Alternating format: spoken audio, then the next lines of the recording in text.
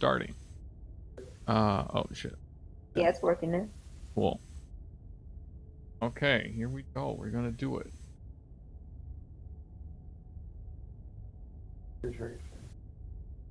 Mine? What were yours? This is a love story. Not a horror game, it's a love story. Weird. My doctor's very obese. Oh,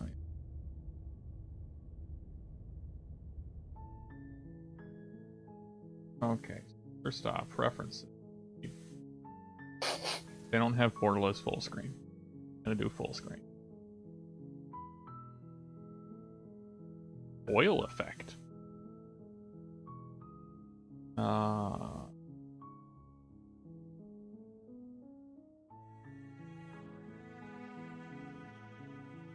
Probably not.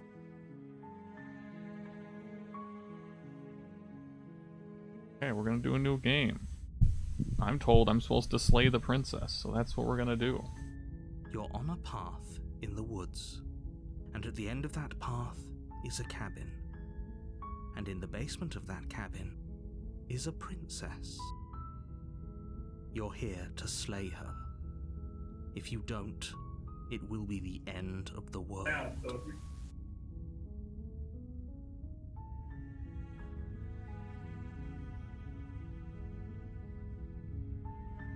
There are a lot of options.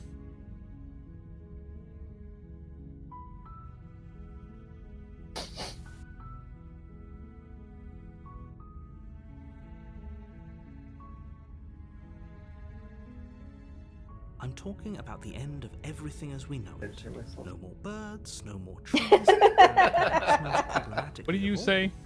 no more people. I just heard myself sniffling You through have to Twitch. put As Yeah. I an end to said. her. Yeah?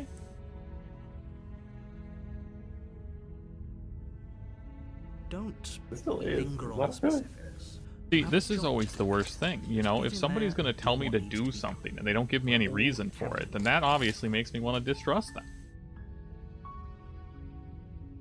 Look, you're already on the path that leads to the cabin. Why would you be here if it weren't to complete a very important task? You've made it this far, you might as well reach the end of your journey. While I appreciate the mental exercise, we are running up against a bit of a ticking clock. Nevertheless, let me assure you, the princess is locked up because she's dangerous. She is not dangerous because she's locked up. And before you decide to waste even more of our time by asking how I know that, let me suggest a more pragmatic lens through which to view this Is this situation. your first time playing Doctor? Yep. Causality don't spoil nothing. doesn't matter here, because You the did end it. result That's is the your same second no one. matter what led us up to this point. But If the princess leaves the cabin, the world will end, and there is no changing that.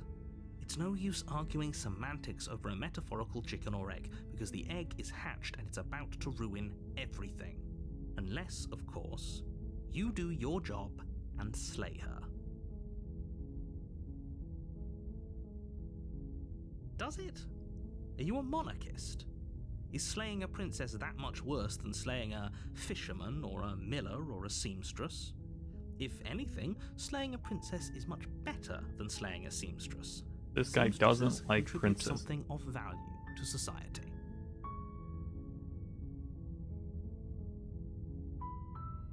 Of course I haven't. Why would I even consider that? Nobody wants the world to end. I mean, maybe some people do, like nihilists or very, very evil people, but surely you're not one of those, right? Yes, but you'll have to slay her before you get it. That sounds like a lie. It's a secret, but I think you'll like it. It's a special reward, just for you. But whatever you think it might be, I can promise you it's going to be even I might better grab than your also. wildest You want to jump imagination. up on my... Can't have you do it.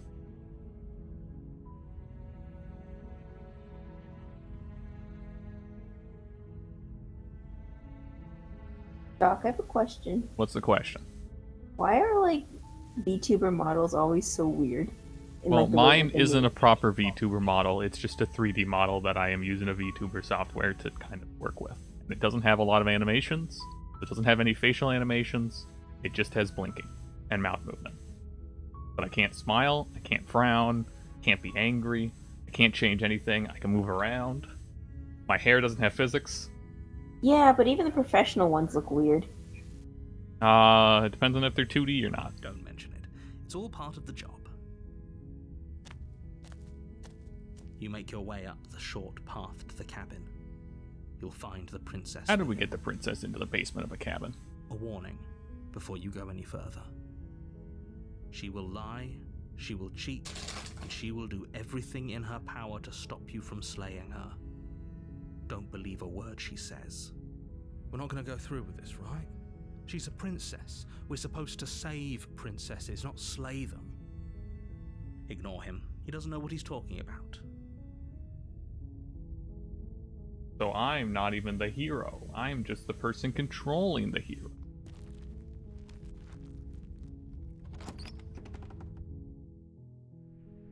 The interior of the cabin is almost entirely bare. The air is stale and musty, and the floor and walls are painted in a fine layer of dust. The only furniture of note is a plain wooden table. Perched on that table is a pristine blade. The What kind of blade game is your this? implement. It is a visual novel. If you want to do this right. Ugh.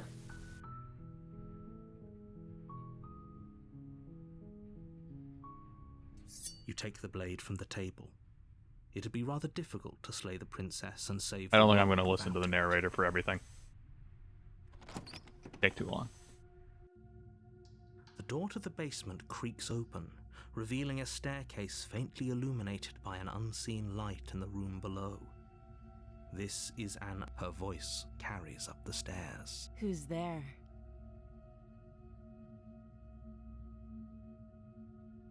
She sounds dangerous. It's almost as if she's the one in charge down here. Don't let it fool you. It's all part of the manipulation.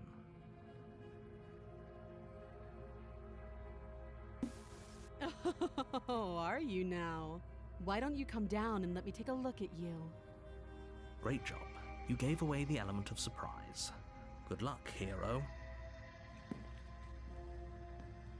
You walk down the stairs and lock eyes with the princess. There's a heavy chain around her wrist, binding her to the far wall of the basement. She's so coldly beautiful. Is she really a threat to the world? Focus on the task at hand. You weren't kidding when you said you were here to kill me.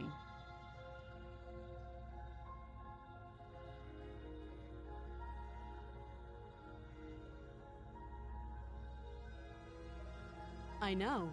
You brought a knife with you and everything. But you don't have to try and kill me. You could always toss that scrap of metal to the ground and give the two of us a chance to talk things out. I have a feeling like She I'm not makes going a to be able to compelling kill her. point. What if we didn't kill her? What if we just dropped the blade and talked? Don't you dare. It's fine. We can decide what we want to do after we talk to her. Maybe she really is a monster. But killing someone in cold blood isn't very becoming of us. You ignore the trembling in your hands and tighten your grip on the blade. You poor thing. Your hands are shaking. Are you scared of me? Because you should be. You step forward, your grip on the blade tightening as you steel your resolve. Oh? No talking then? Fine. What even makes you think you can kill me? I'm probably chained up in this basement for a reason, right? And if that knife is the only weapon you have, you'll have to get close enough to use it. So, you should just drop it. Best not to risk finding out what I can do. She's unarmed. If you hesitate now, it'll be too late. End this. You lunge forward without a moment's hesitation. The eyes can be better.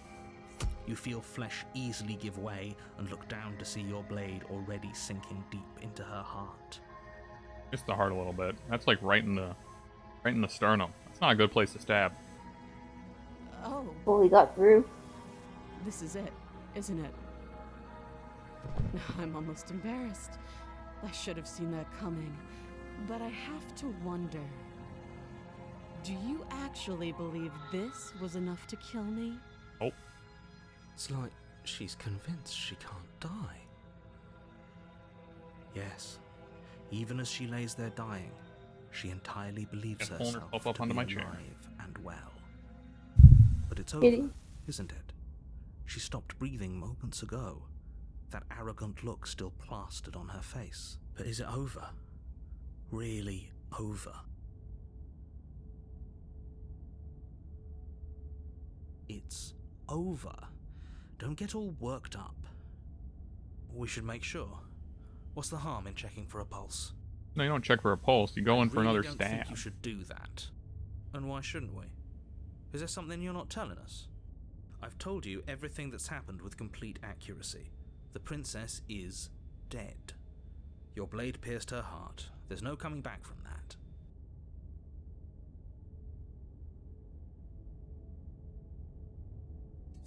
You lean down and wrap your hand around the blade's hilt. But as you begin to slide it out of its resting place, you feel a sharp and sudden jab in your side. Man, I am gross looking. Jeez. What was that? I guess I won't be dying alone after all. Quick, let's get out of here. It's too late for that now. You collapse to the ground as the mortally wounded princess twists a blade of her own deeper between your ribs. As you fall, she falls with you, exhausted by the effort, the little life that was left in her eyes fading rapidly. An eye for an eye. A life for a life. I guess we're even now. See you around. You were so close. Why did you hesitate? It doesn't matter. At least you managed to take her with you, for whatever that's worth. Everything goes dark, and you die. Why they gotta make the narrator and the voice of the hero like the exact same fucking voice? Maybe there's a purpose? I mean, potentially. But, like, really hard to You're tell on them a apart. path in the woods, and you're here to slay her.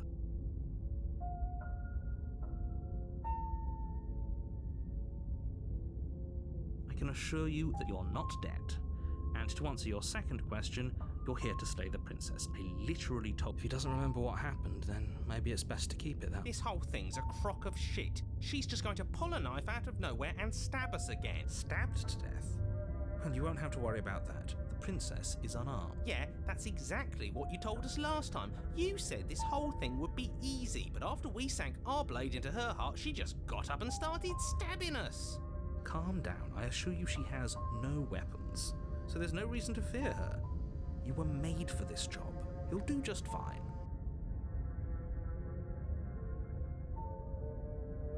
Those are two very different questions, but fine. I'll indulge you if that's what it takes to get you moving. Let's say for a moment that this really is the second time you've met me, or at least a version of me. You died last time, which probably only happened because you didn't listen to me. We mostly listened to you. How were we supposed to know she'd spring back to life? If she sprung back to life in this hypothetical scenario, then clearly you didn't slay her. But congratulations, you've been given a chance, and I believe your other question was something along the lines of, oh, what's the point of doing anything? If you're asking that, it sounds to me like you're making the rather dangerous assumption that you're What do you mean? Of course there weren't any consequences. We stabbed the princess stabbed us, and now everyone's right back to where they started. That sounds pretty Had you failed? Oops. This is like a template. I feel like I've seen this. Yeah, it was in save menu, not a full boyfriend, not play, but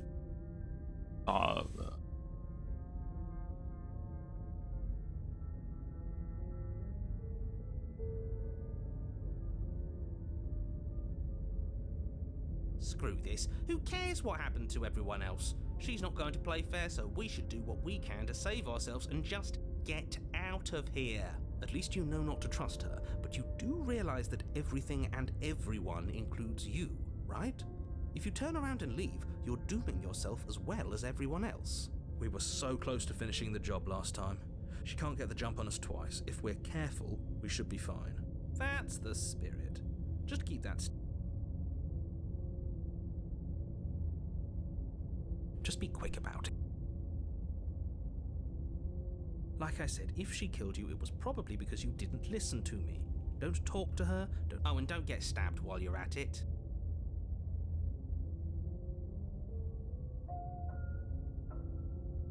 She just can. But she's still only a princess. You're fully up to the task you've been given, so long as... People locked her in that basement, and I told you what this place is. It's a path in the wood. Look, I'm not supposed to say this, but it's because you're special. You're the only person capable of doing this. Call it a prophecy. Oh, of course you're special. Why else would you be? If anyone's special here, it's her. Last I checked, we can't get... I've told you everything you need to know. Going into more detail would just... You didn't tell us about her knife lock. That's because she's unarmed. And more than that, it's because they're... Great. Now, if you don't mind, the whole world is waiting with bated breath for you... A warning. Before you go, she will lie, she will cheat, and She couldn't be more on the money. But we're really doing this, aren't we? I'd say you're... We know what to look out for this time. Just stay focused and you'll be fine.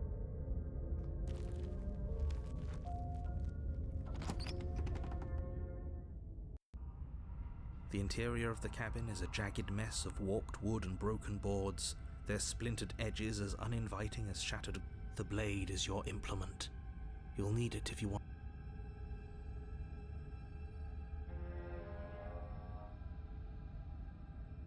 That's because there isn't a mirror. There's a table, the blade sitting on the table, and the door to the basement. There's definitely a mirror. There isn't. Can you two stop arguing? It's stressful enough in here without all of this extra noise. As do I. I'm not lying to you. Use your eyes. There is no mirror. Why would I lie about something so meaningless? What good would a mirror even do? Let you waste time preening yourself and...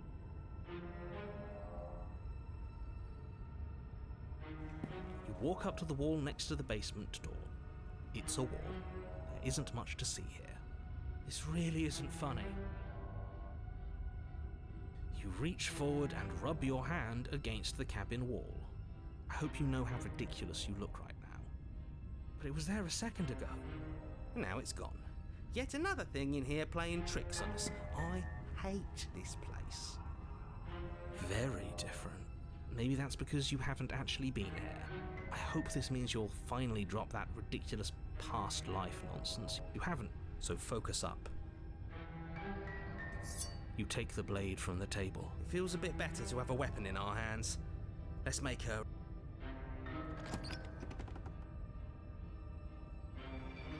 The door to the basement creaks open, revealing what must once have been stairs.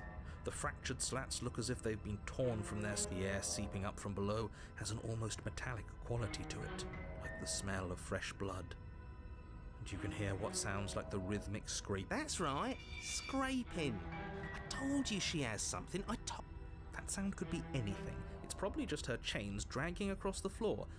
Her grating voice carries up the... I hope you've come to rescue me. I've been stuck down here forever. Like them. There is something so wrong with that voice. Yeah, she thinks she's better than us. Like she doesn't even have to put on an act this Excuse time. me, princess. As you descend the final step, the form of the princess comes into view, her sharp eyes following you from across. I wonder if she remembers us. Finally, somebody!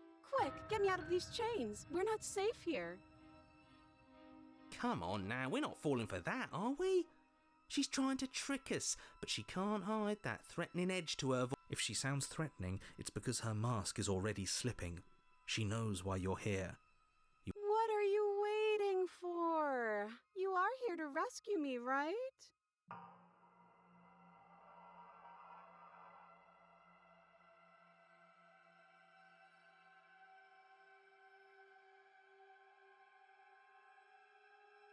Oh my god, so many options. I know, right?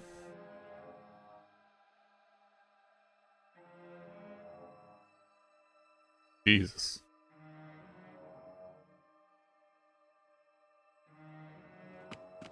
The princess falls silent, her smile unwavering as you charge across the room. Okay, she hasn't pulled out a knife yet, and her hands are still behind her back. I think we can do this. I think we can win. We just have to strike now, but make sure you keep your eye. But your focus is broken by the horrible sound of metal slicing through meat. Whose meat? Not ours, right? Hers at first, then yours. Hee Hee. How? What did she even hit us with? You stare down at your chest and at the long, thin blade she impaled you with. And then the red, angry slit along the flesh of her thigh, where the blade had been nestled just a moment ago. It's still lodged in her leg, emerging from her knee, hinging up and out of her body like some extra metallic limb. Bullshit. Absolute bullshit. You're going to die now. With a twist of her knee and a painful squelch, she does just that. Everything goes... Chapter 3. The Arms Race. Can I get more arms than her? In the woods. No, fuck that. If we're gonna have to keep doing this over and over and over again, we're not starting in that goddamn woods every time. We're starting in the fucking cabin. You're what? The interior of the cabin is sharp. A constricting mess of curved and battered sheet metal pushing you towards... Wait, excuse me? What just happened? What did you just do?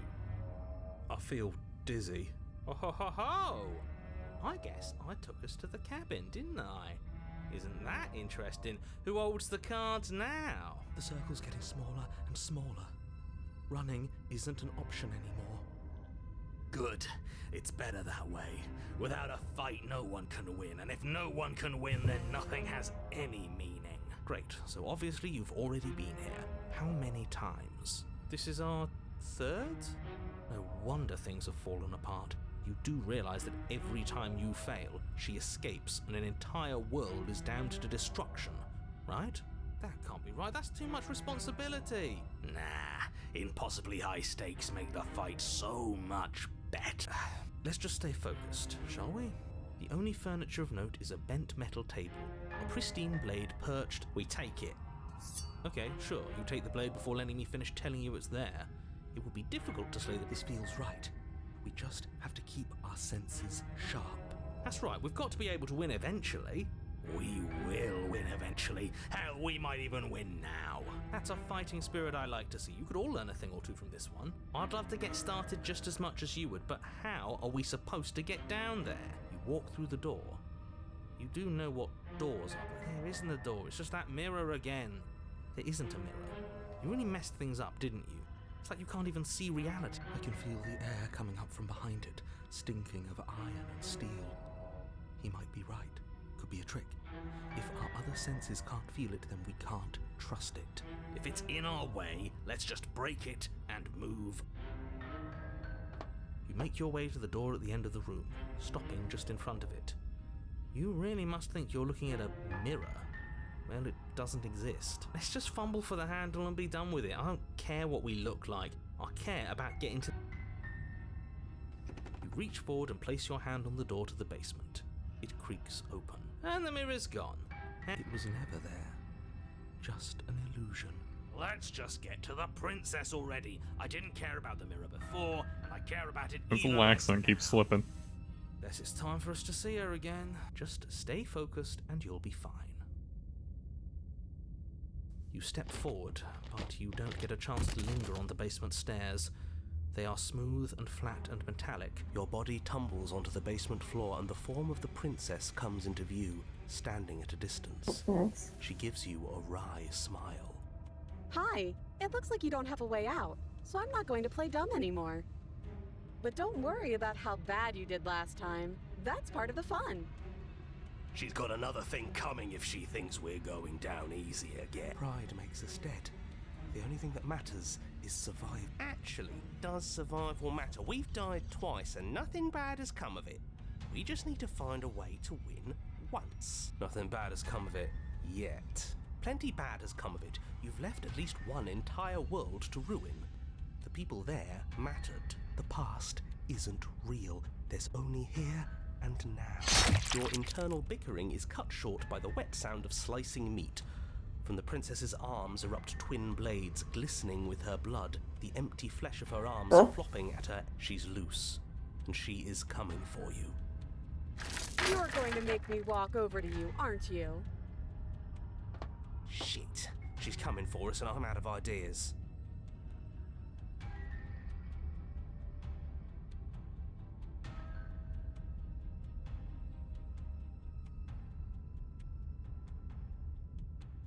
Could flirt with her.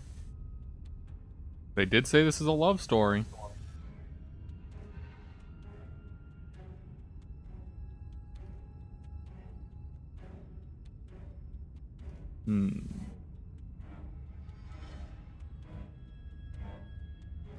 Nah, we're just gonna go on the fight route. Right, this one. Yes, yes. This is the best idea anyone has ever had. Yeah, sure. Why the hell not? Let's see if we can turn off the part of us that feels things. Pain is good. It's how we stay alive. Nah, I'm sick of pain. Yeah, this whole thing would be a lot more tolerable if it didn't hurt so much.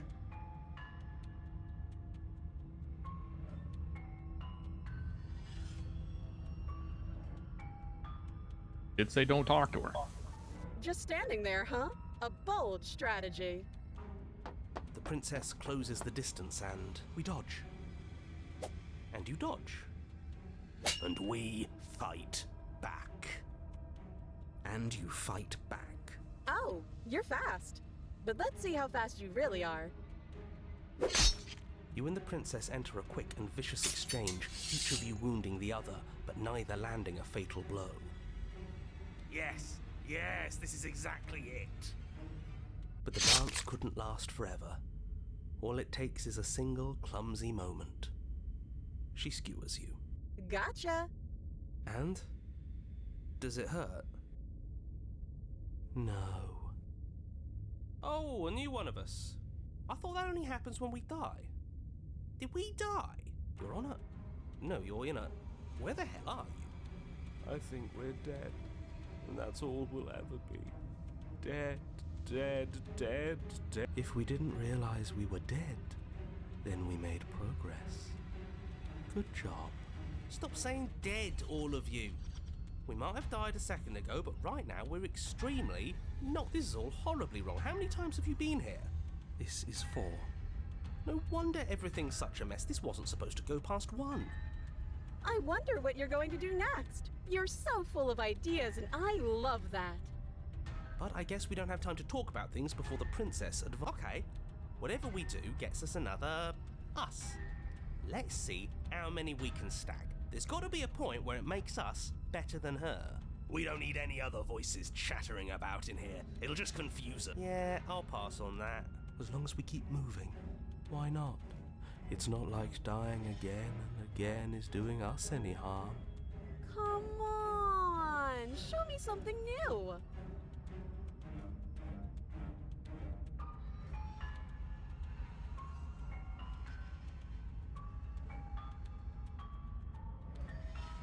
She said something new. Compliment her on those gleaming blades. There's nothing better than a capable woman. She skewers you. You're cute. Well, there's more of us. Let's see if that helps. Then you skewer yourself. I thought we both understood that dying doesn't get you anywhere. Huh, that didn't do much of anything. We're tougher than I thought. What's the point? It's all the same.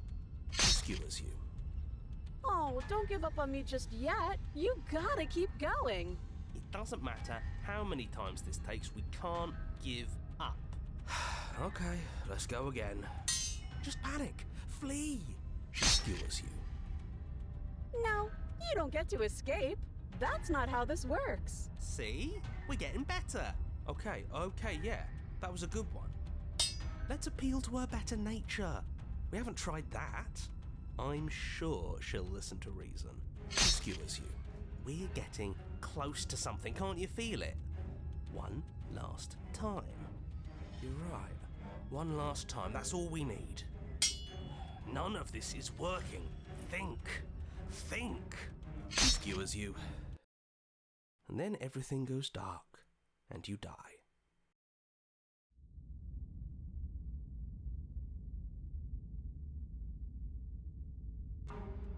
Your Honor, don't lose your head. We're in a cabin, and we'll take it from here. Everything feels like it finally fits, doesn't it? We're up here, which is different, and different is good. And ask, oh, what if we throw it out the window? Over my dead body. That won't be very hard. We've died a lot. Besides, what better way to die so very many times than at the sharp hands of a beautiful woman? Fucking voice. Sure, I can Oh, think of a shitty. better way to die. They're all the same, really. How about we stop thinking about horrible ways to die? I don't want us to accidentally... The only thing we're gonna manifest is finally ending up on top. There are entirely too many of you. How many times have you been here? This isn't good. This is... How about you stick to describing things, and we'll stick to doing them? Yeah, leave it to the pros. We'll notch up that win in no time. Narrator, we heroically stride through the door and towards our destined final encounter with our star-crossed lover. Fine by me. You walk to the door and onto the basement stairs, only... It's fine. I'll just shut up then. Are you sure you don't want me to describe the stairs? Or this room, or anything? Don't care. Just want to win. Fine. You make your way to the basement, where the princess awaits you. You know, this last time I killed you, and you didn't pop right back up again? I thought I'd actually done it. I thought I'd cut you into so many pieces you just weren't able to stitch yourself back together. But I guess we're not done. That's okay with me. It's good even. I like that. I got something ready for you while you were gone. Do you want to see it? I'm not going to wait for an answer. I'm just going to show you. It's worth it though. Just you wait. And not for very long, because I'm going to do it right now. Are you gonna say what she does? Do you want me to talk now? Well, yeah, she says she has something new. I want to hear about the new thing. Yeah, me too. I think I speak for all of us when I say that I would like to hear you describe her new thing. Really? Okay then. Here we go. Now. The princess's skin twists, splitting into red blooms of raw meat as it stretches and tears. And then it erupts. She becomes a wave of blood and viscera, pieces of her splattering against the walls. All that remains in the center of the room is a skeleton of blades. A heart beats furiously in its cage of a chest. Are you ready for what comes next? Holy shit! She's gorgeous. Absolutely divine. Yes, behold, the perfect woman. Do you think we can throw her out the window? Pretty good. That looked painful.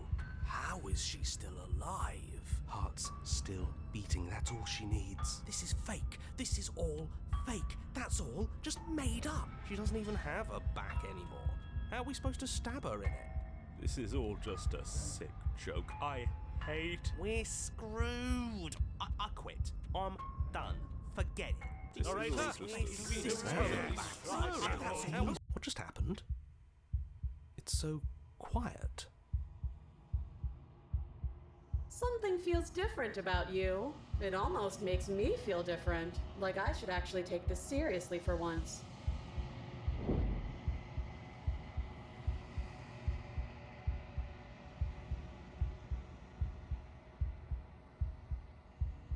You're incredible.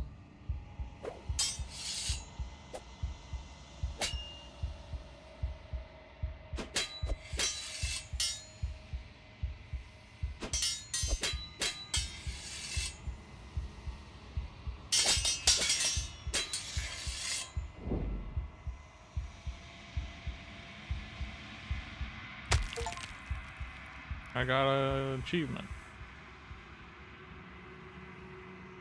Don't you talk?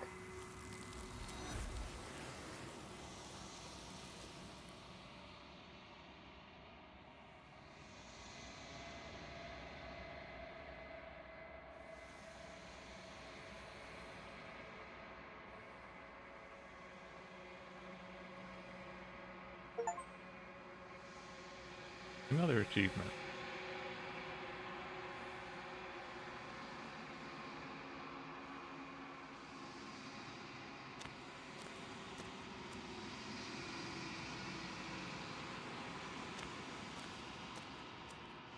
Something finds me in the long quiet and brings me the gift of a fragile vessel.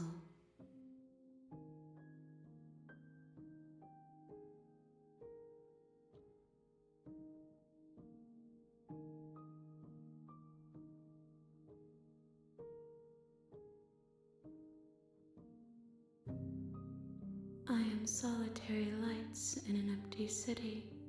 What are you? Really choices. Thoughts without connections. A dim and nascent network. I wish to be more. I think that you are like me. We are oceans, reduced to shallow creeks.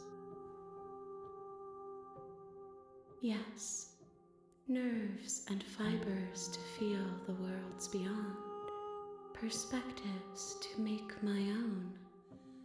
This one is sharp and single-minded. She is cruelty, but she is also joy. She will make for an indomitable heart. Do not mourn her. She is exactly where she needs to be.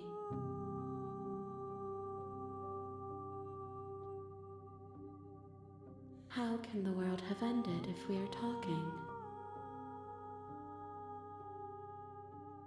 You are the only thing I have ever known. The space we're in is vacant. Nothing comes here but us.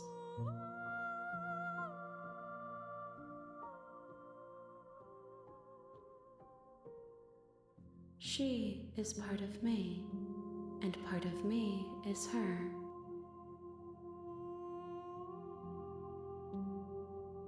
You speak in circles.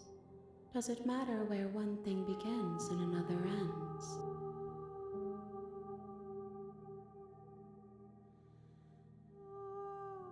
I know only that they are.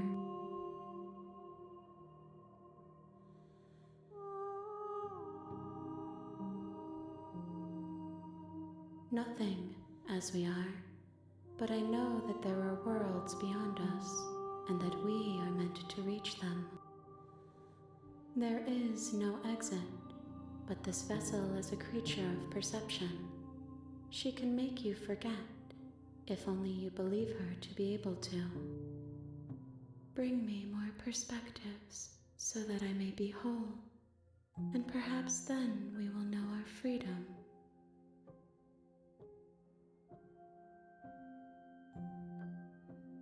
I have not lived. I am not afraid to die.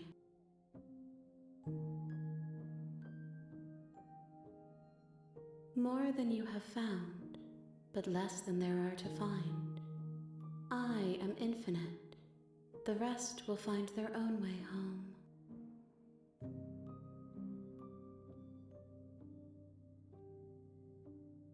Everything, until we meet again.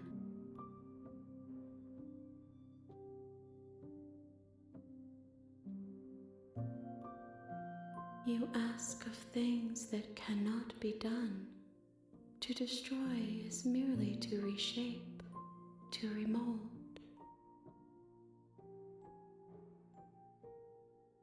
How can I know? I am flickers in something sprawling and unilluminated.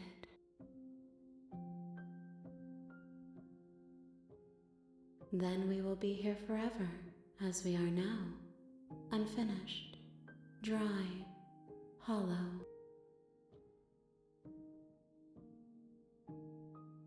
She asks that I tell you to remember her. You won't.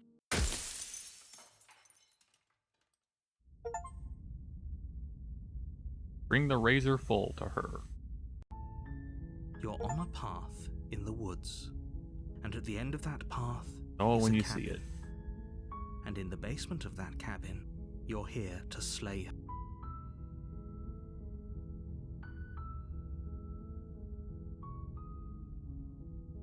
Seriously? You're just going to turn around and leave?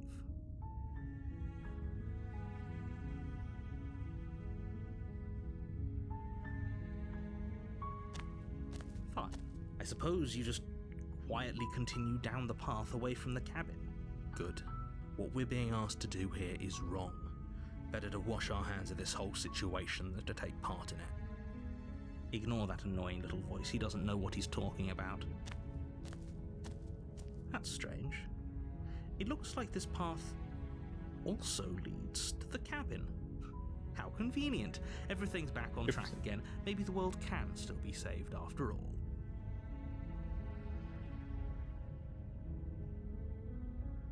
That's great to hear. As long as you bring that fiery attitude to a warning. She will lie, she will cheat, and fortunately, she's only a princess. Whereas you are, we can't just go through with this and listen to him. She's a princess. We're supposed to save. The interior of the cabin is almost entirely.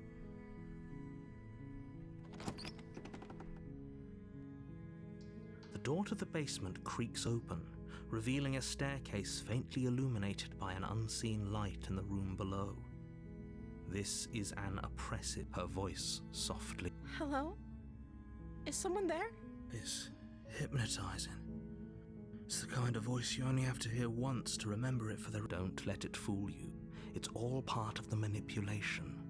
You're playing a...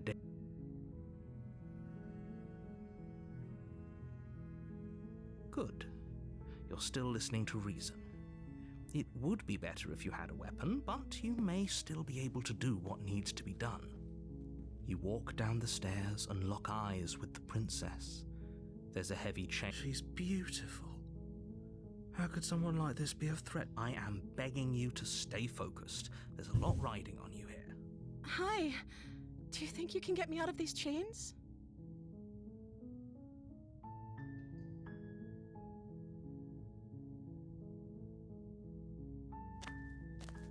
You're only making this more difficult. Thank you. Thank you. You're making a huge mistake. No, you're doing the right thing. You walk up to the chains binding the princess to the wall and give them a tug. They're large and heavy, far too solid for you to even imagine trying to break them apart. I'm guessing you don't have the key? Maybe it's somewhere upstairs. Doubtful. Whoever locked the princess away down here intended for her to never see the light of day. They wouldn't have just left the key to her chains somewhere in...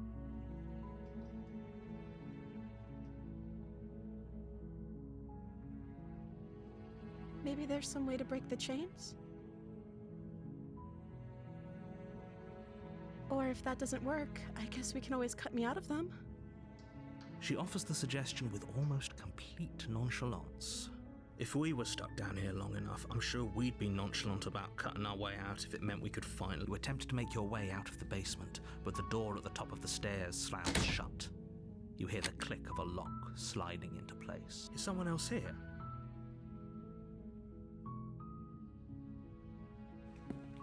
You make your way to the bottom of the stairs. This would have been so much easier if you'd just taken the blade. Easier for whom? Easier for everyone. Look at the mess you're in. I heard the door slam. They locked you down here too, didn't they? There's a slight panic rising in the princess's voice. If I could just get out of these chains, I know we could force our way out of here together. She barely hesitates before raising her arm to her mouth, her teeth tearing through her limb with the determination of a trapped wolf. As she rips her flesh from her bone, a sound comes from behind you. The clang of... It's the blade from upstairs. You're not sure how it made its way down here, but if there's a time to strike, it's now. Or we could use it to free her. You won't like what happens if you do that. Fine.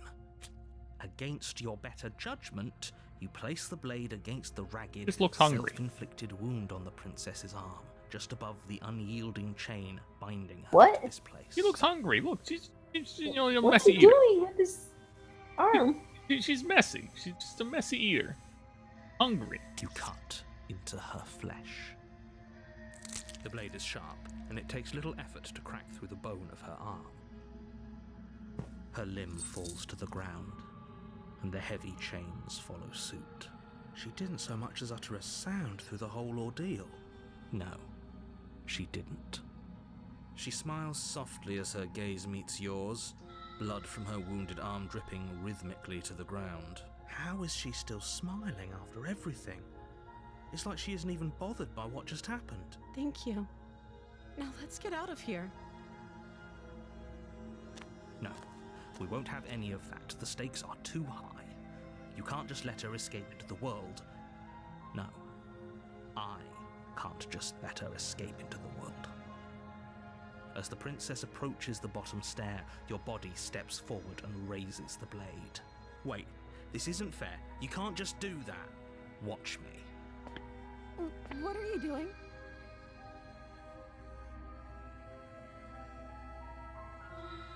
Stop that. Something's come over you, hasn't it? You know you don't have to do this, right? Your body lunges forward, the blade held low, ready to sink into her heart.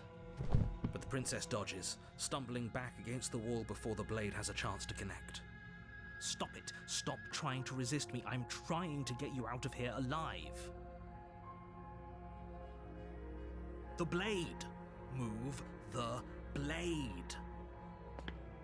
As your body remains frozen in stubborn resistance, the princess takes a cautious step forward. We both know this isn't you. She nervously reaches towards you and takes the blade from your infuriatingly rigid hands. What are you doing? I'm sorry. I'll try to be quick. She plunges it into your chest, tearing through flesh and sinew. It is agony. But you aren't dead yet. Oh no, I'm so sorry. Stay strong. We can tough it out until it's done. For her sake. For her sake? Don't you start pretending that dying a painful death is some sort of heroic gesture. The two of you have literally doomed everyone. Whatever. She sinks the blade into your chest again and again and again, and you I'm sorry. And she sucks at this. She doesn't know how to use a knife, does she?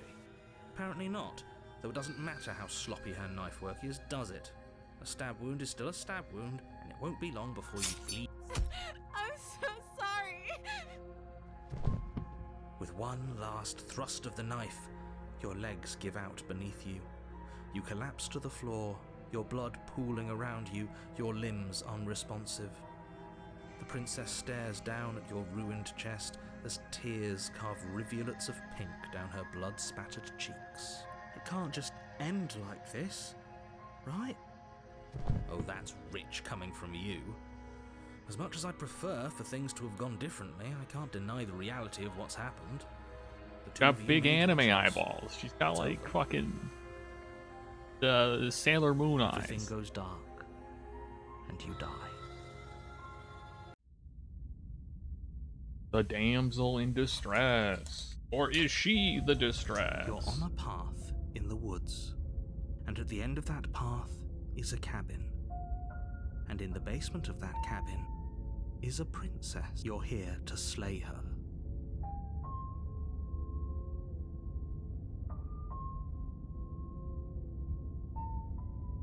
It hasn't. Or if it has, I certainly haven't been a part of it. If he doesn't remember what happened, then maybe... Yes, he didn't approve of us last time, did he? If we're going to save our beloved, we'll have to be sneaky about it. Our beloved? Yes, you'll have to be very sneaky about your intentions if you're going to try and... Ah, so all of the cards are on the table. Then you should know that we and the princess are in love, and the four of us will be foiling any and all assassination attempts you've got in the works. We'll see about that. Whatever you do, just be sure to ignore him specifically. It sounds like he's the sort who'd sacrifice the whole world for a peck on the cheek. What can I say? Voice of the Sith. A world without love is a world that isn't worth saving. Wait, I can't say that on Twitch. Forgot about that. You can't? No, they banned it a long time ago. Before you go any further, she will lie. We already told you we're not playing along with your little game. It's So then people your started lies saying that Twitch can't be instead. trusted. Her beauty is the only thing in the world we can believe in. I think we've already been over this. I'm pretty sure he just likes the sound of his own. I do, but I also speak from the heart. My passions are too great to be. Sure, yeah, your passions are strong and all, but not everyone needs to. Don't pay their bickering any mind.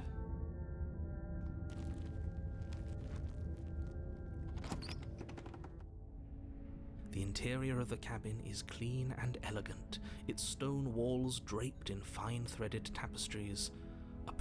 The blade is your implement.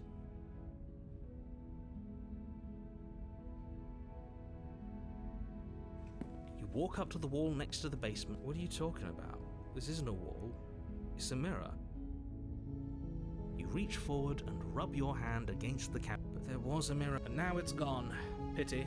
We could have a feather out of place, and now we'll never know. We can't gallantly sweep her off her feet if we have a feather out of place. True, I do have feathers.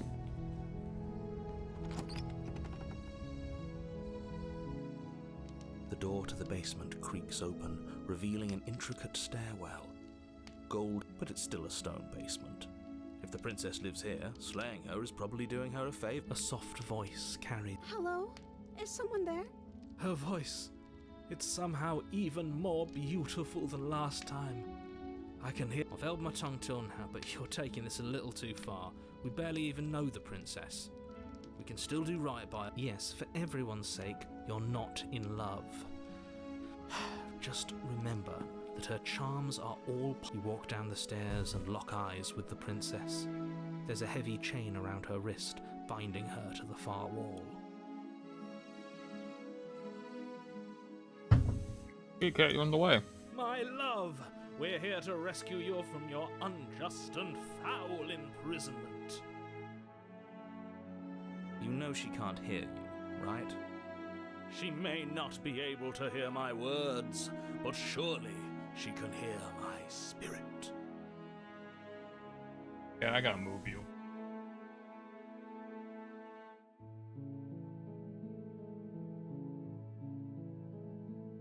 Oh, your spirit's plenty loud, all right. It's you, my dashing hero. I was so worried you wouldn't come back. Did you hear that?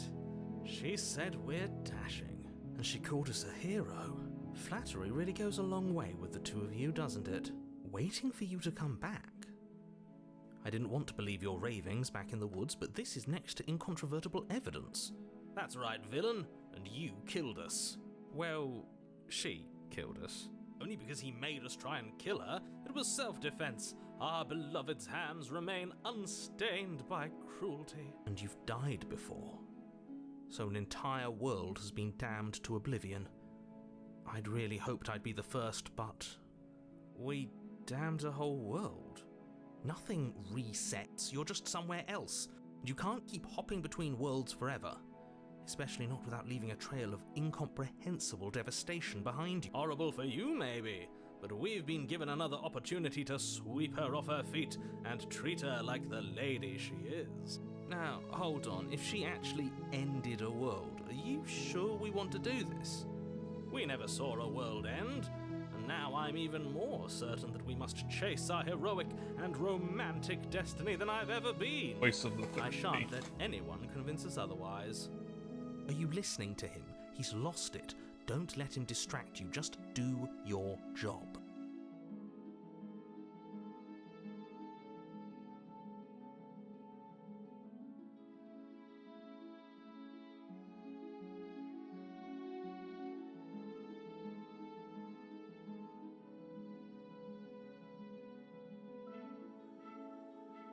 Rescue her? What are you talking about? Did you forget that she's a world-ending monstrosity? And even if you wanted to unleash her onto the world, despite the complete moral disaster that would be, you'd have to get her out of those chains. Don't you see how dainty her hands are? We'll be able to slip her out with ease. No, she's a prisoner here. You can't just slip her. If her hand could just slip out of the chains, why hasn't she? Because we've yet to present her with her freedom. I'm not sure I follow. Would you rather believe me, a passionate heart guided by love and my own good nature? Or would you rather believe the devil on your shoulder who tells you what you can and cannot do? I think I'd rather believe in facts. Ah, so you're one of those empiricists. One of us has to be. Then let me show you a brand new truth. Narrator, we courageously step forward and free our beloved from her bindings. No, I can't let you do that. If you take another step towards the princess, I would if you had a weapon. Not on my watch, villain. My passions contain titanic depths, and if you try anything that might harm our dearest, You wouldn't. I would. I'd listen to him if I were you. He has a lot of strong feelings. And doesn't the world end if we don't stop her? You approach the princess and gingerly slide her hand from her bindings. That shouldn't have worked. I'll be damned. We're doomed. I can't believe it. But I guess I have to. I told you, there's no life more worth living than that of a true believer. I'm free, and you're not trying to kill me this time. Thank you. Thank you so much. The princess jumps up and smothers you in a joyful embrace. Ugh. If only you had a weapon, one slip of the wrist and your pristine blade would be buried in her back and everyone out there would be saved. Luckily for Mr. Romance, we don't have a weapon. Who needs a weapon when we have the power of love on our side? What do we do now?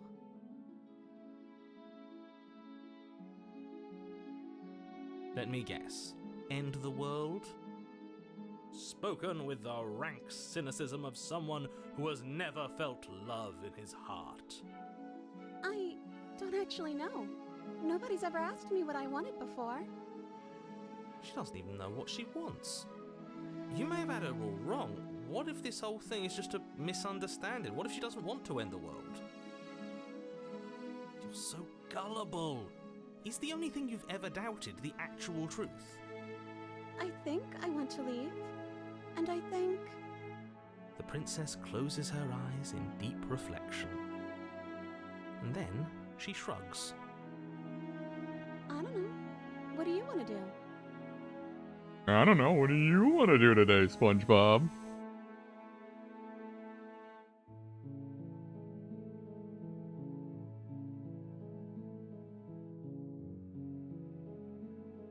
Yes.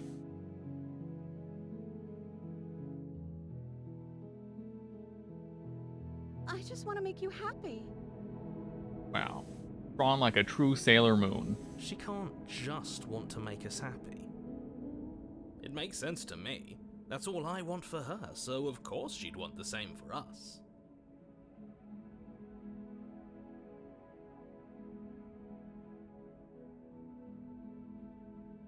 I want you to make me unhappy. That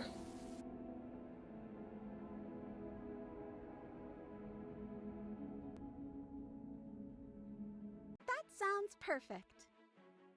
The princess takes your hand, the last hopes of the entire world slipping through your fingers as they intertwine with hers. We have each other. We don't need the world for our happy ending. I like to think that you do, actually. Look, I have my doubts, but the choice has been made and this is happening. You don't have to mope about it. I will mope about it, because moping is the only recourse you love-blind fools have left me with. You and the princess walk up the stairs hand in hand. Ugh, look at the way she's smiling at you. She doesn't have to be so happy about this. And what happens after we walk up the stairs? Let's see. Oh, isn't that interesting? The door slams in your face and the lock clicks. That's a familiar move. Did I do that last time? Then you should know that you won't be able to leave. Oh no! Did someone lock us in here? That's not fair!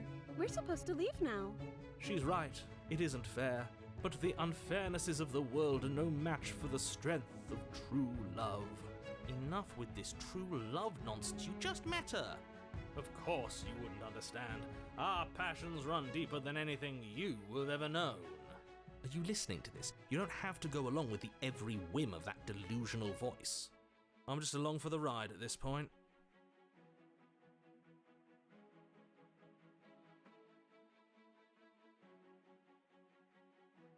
Okay, yeah, let's do it. Like a pair of teenagers in love, you and the princess place your hands on the door together. Blech. And the lock clicks and the door creaks open. Are you kidding me? I told you our love was insurmountable. You and the princess make your way upstairs, and the blade, that's right, there's still a chance for you to do the right thing. Take the blade from the table and slay her before it's too late. You're enjoying this, aren't you? You're taking every opportunity you can to draw out the end of the world and make me suffer. I hate you. That's the way out. We're going to leave together, just like you wanted. Yes, I suppose you are going to do that, aren't you? You cross the room, opening the door to the cabin, and then you step outside. Romantic haze. A happy ending at last. We did it. What should we do now? Where did everything go? Where did he go? Oh, is he gone? I hadn't noticed. I was too busy staring deep into our beloved's eyes. I'm cold. Is being happy supposed to be so cold? She's cold. Quick, our feathers. Pluck them all and weave her a coat worthy of a princess.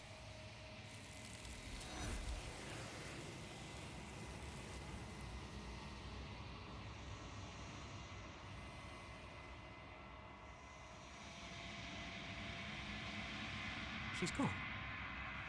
Where did she go? Should we try and find her? And is that a mirror? Why is it here?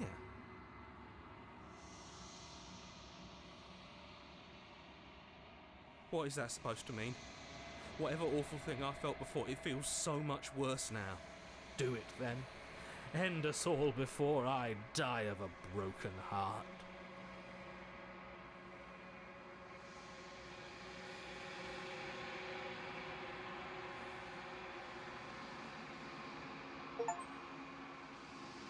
The bloat. I've grown. Can't really see me.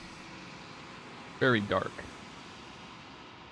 But I'll take the achievement's words for it.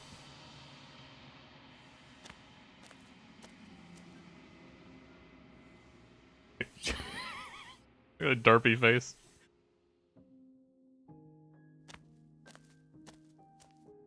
Flickering lights in empty cityscapes become pockets of vitality and movement. Whenever you are ready,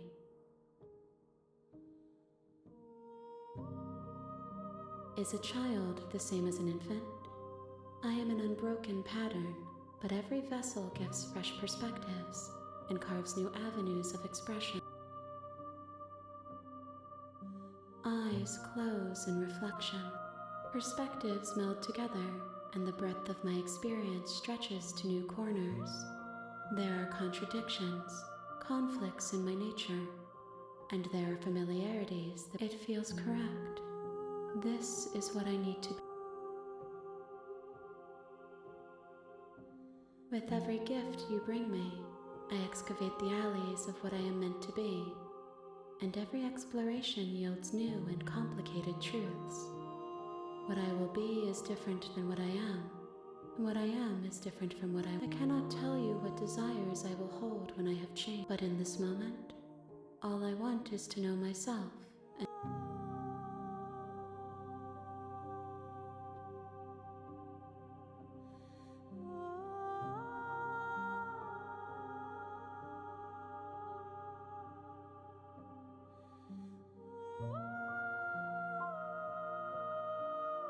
Those paths lead to worlds you've already seen, and to perspectives I have already made my own. They are useless to us now, inaccessible.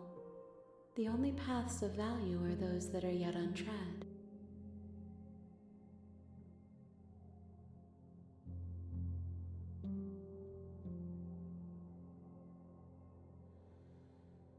Gifts aren't what someone tells you to bring them.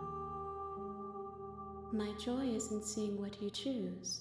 There are no wrong answers, and every perspective illuminates my shadows and shares new secrets. This one is soft and delicate. You molded her to love you, and she'll make for a gentle heart. Do not mourn her. She has served her purpose.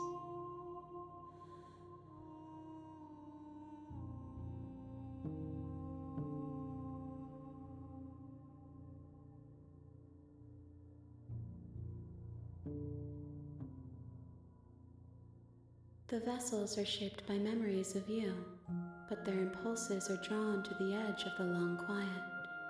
To them, you are a gate to something more, and any hurt you've caused them is understood as a fair price for freedom. But they are only thoughts and perspective. The wounds they've suffered carve texture around my heart. Without them, I would be alone and without sensation. I could not feel the joy of having.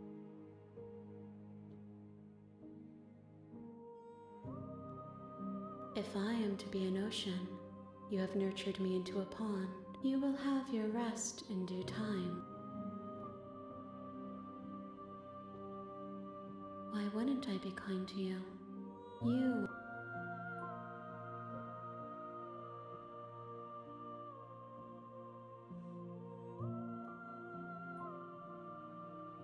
My preference is for you to show me what you would like me to see. I cannot know the ways I wish to grow, for I have yet to feel them. I will long for your return, but it will give me time to reflect on what I am. We will meet again. Bring the damsel to her. You're on a path.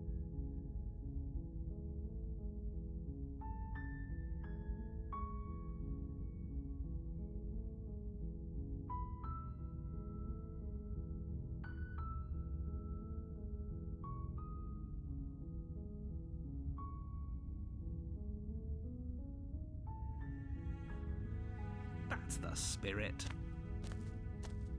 You make your way up the short path to the cabin. You'll a warning before she will lie.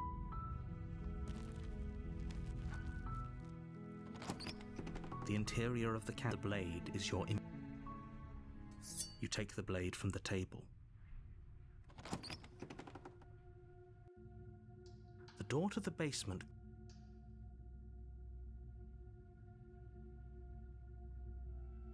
Don't be a stranger. It's been so long since I've had any visitors. Come on down. You walk down the stairs and lock eyes with the princess. There's a heavy... She's so coldly beautiful. Focus on the task at hand. And there you are. Are you here to kill me or something?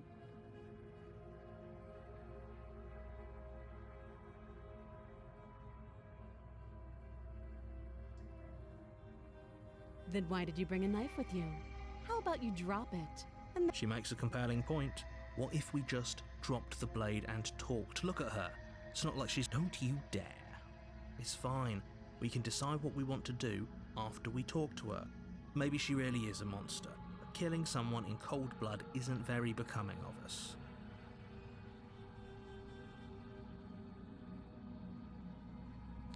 You ignore the trembling in your hands and tighten your grip. you poor thing.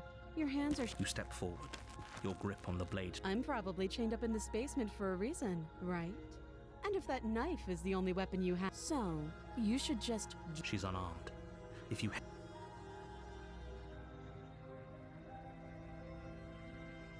You're so close. No, this is a good idea. Maybe... Oh, threatened, are we? You poor thing. Drop the knife, and of course... Then I'm not talking to you.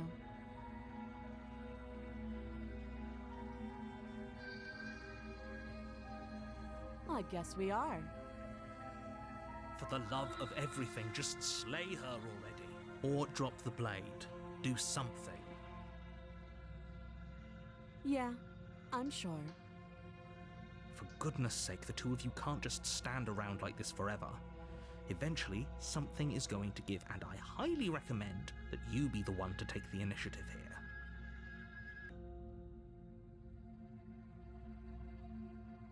Rude.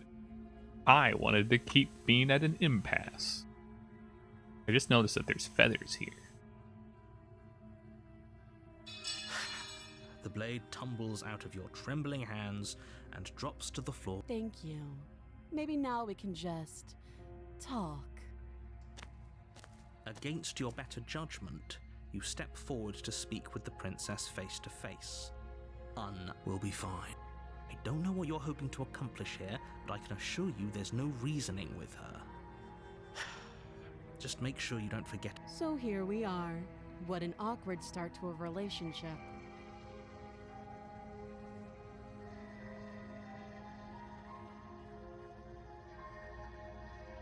Don't just tell her that. That's cute. Do you believe that? Do you think I'm some sort of monster? If I'm supposed to be capable of ending the world, then how did I wind up here, chained to a wall? Have they told you why I'm allegedly so dangerous?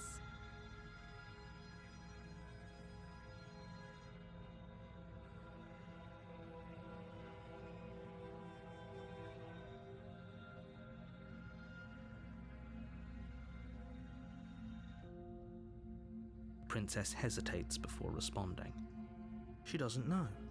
She's been down here too long to have any idea of what she'd do in another life. She knows what she'd do. She's just searching for whatever answer she thinks you want to hear. I don't think I can answer that question in a way you'd find meaningful. At the end of the day, whatever the two of us have going on down here is about trust. Whoever sent you to slay me claimed I was a threat to the world, but they didn't tell you why. That doesn't sound right to me. And I don't think it sounds right to you either. Otherwise, we'd be killing each other instead of talking. She has a point. There's a reason I've been telling you to question the situation, and there's a reason you've listened. So, I could tell you that I'd lead a quiet life in the woods, or that I'd open an orphanage, or that I'd do any other number of good things that I'm sure you think you want to hear. But you don't really know me, do you? What can my word possibly be worth in a situation like this? She's right about one thing. Her word isn't worth anything. Like I said, it's all about trust. Blind trust. So do you trust me, the prisoner, the victim, the princess clearly incapable of ending the world? Or do you trust whoever put me here? She's wrong. This isn't about trust. This is about risk. We stand to lose everything, all for the sake of one person, and a subjugating monarch no less.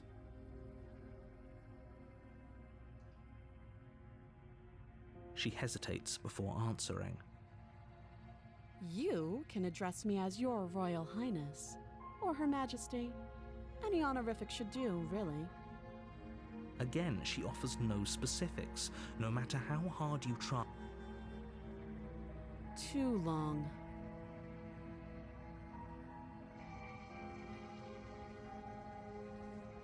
Don't jump to any weird conclusions.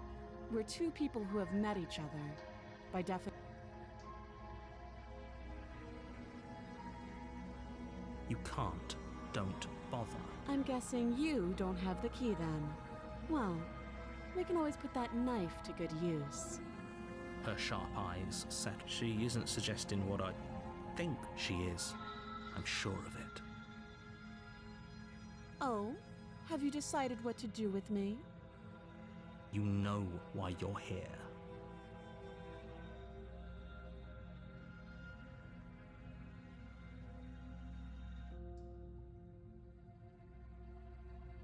That seems like a pretty good compromise.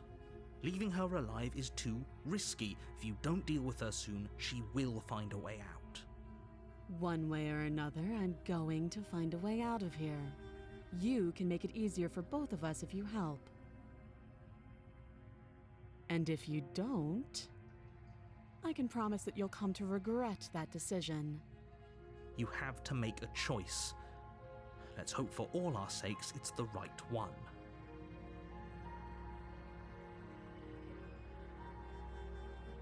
I know you think this is a fair compromise, but it isn't. No one wins here. It's a chance we'll have to take. We can make this work. If we just stay here and keep watch, no one has to die. You're making a mistake. You turn your back to the princess and make your way to the stairs. It won't be long before I slip these chains. And once I'm out of here, there will be hell to pay for leaving me behind. Slip these chains? She can't, right? She needed our help to get out of here. But do you hear the conviction in her rude. voice? Either way, she dropped her mask, Yeah. didn't she? You can still turn around and finish the job.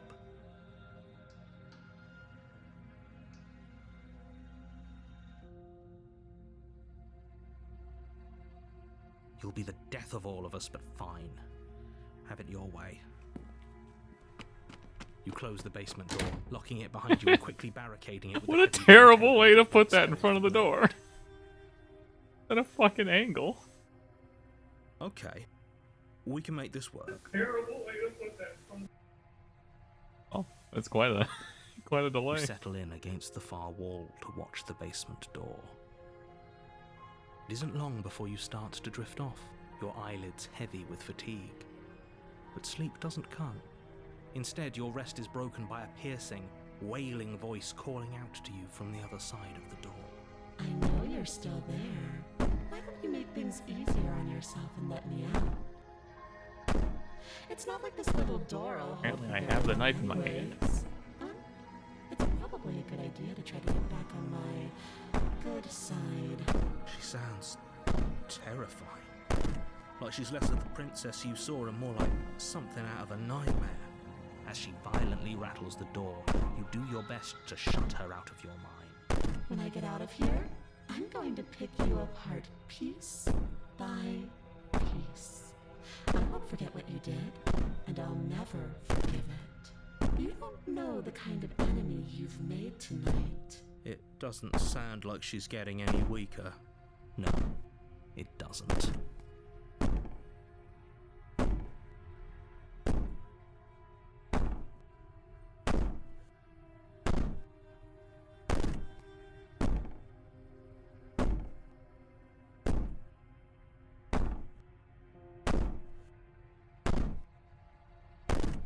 Tempted to just go to sleep. Just ignore her. Maybe the banging and wailing will stop if you just don't pay attention to it. You put the princess's threats out of your mind as best you can and huddle up against the wall. You jolt awake in the middle of the night to silence in the cabin. The ruckus has stopped, and the door to the basement is ajar, its lock broken, and the table shoved out of the way. Where is she? Thanks for helping me get out of that awful basement. You try and stumble to your feet, but as the princess draws near, it's as though your body simply stops working. It isn't all at once. The paralysis comes in waves. First your toes go numb, and then your feet, and then your legs. You lie. Whose side are you on? Yours, of course. But I have a duty to uphold the truth. Lying about the fact. So helpless. I can take my time with you, can't I? She steps closer, one silent footfall at a time. I read that as cocking her football. head in curiosity as you feel What? your organs One shutting silent down. football at a time. Or maybe I can't take my No. time with you. You don't look well. A little green around the gills. What a shame. If you'd only helped me get out of here, we could have done such wonderful things together. Your lungs stop drawing in breath, and your heart freezes in your chest. You have seconds left. I'd say better luck next time. But we both know this is the end, don't we? It can't be. This can't actually be how everything ends. I'm sorry, but it is. Everything goes dark, and you die.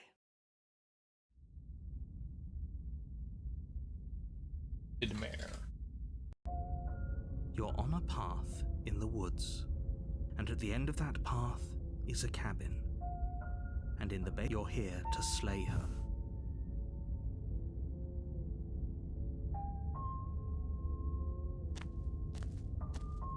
A warning. She will lie, she will cheat. I don't think lying and cheating is a thing. She was very direct with us last time. Or at least she was direct with us after we decided to lock her away. It doesn't matter. Don't trust anyone.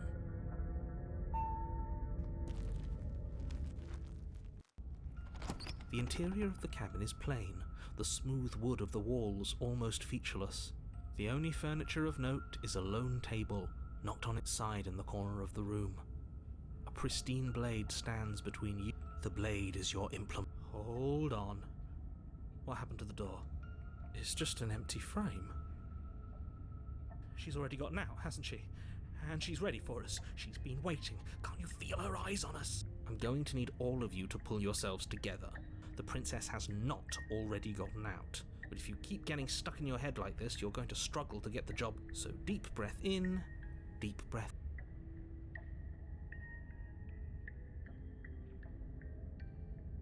You reach down and pick the blade up. Oh, good. Steel. Is it gonna be enough, though? Couldn't you have given us something else? Something, I don't know, better than a knife? Could we have a bomb? The blade is the only thing you need to finish your task. You're more than capable of... Those are the words of someone who knows he's sending us to our death. You walk up to the wall next to the empty basement door frame. It's a wall. What are you talking about? This isn't a wall. You reach forward and rub your... Did he make it go away? Clearly there was something in there worth investigating if he wants it hidden so bad. You cross over the threshold and onto a series of isolated steps suspended in darkness.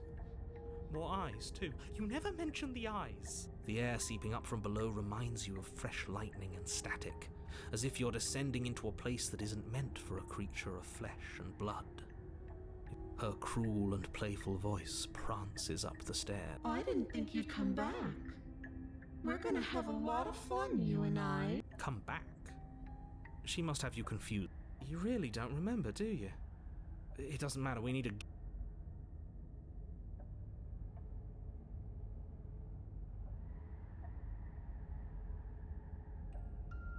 It can't be that hard.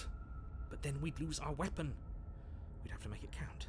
Otherwise she'd be furious and we'd be defenseless. If a knife is even enough to do anything against something like her in the first place, it'll be enough.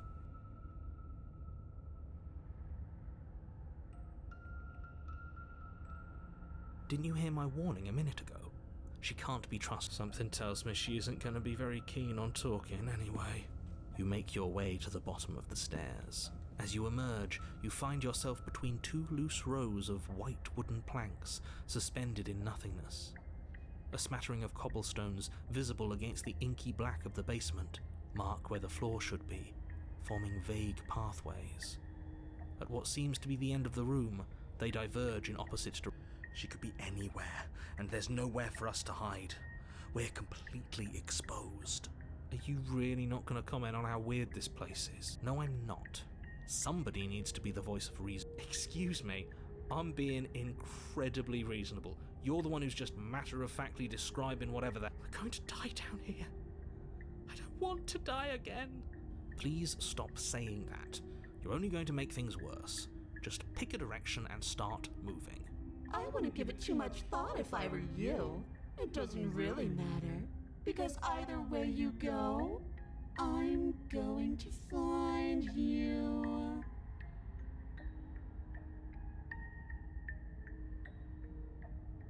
Okay, Mag, which way should I go? Right.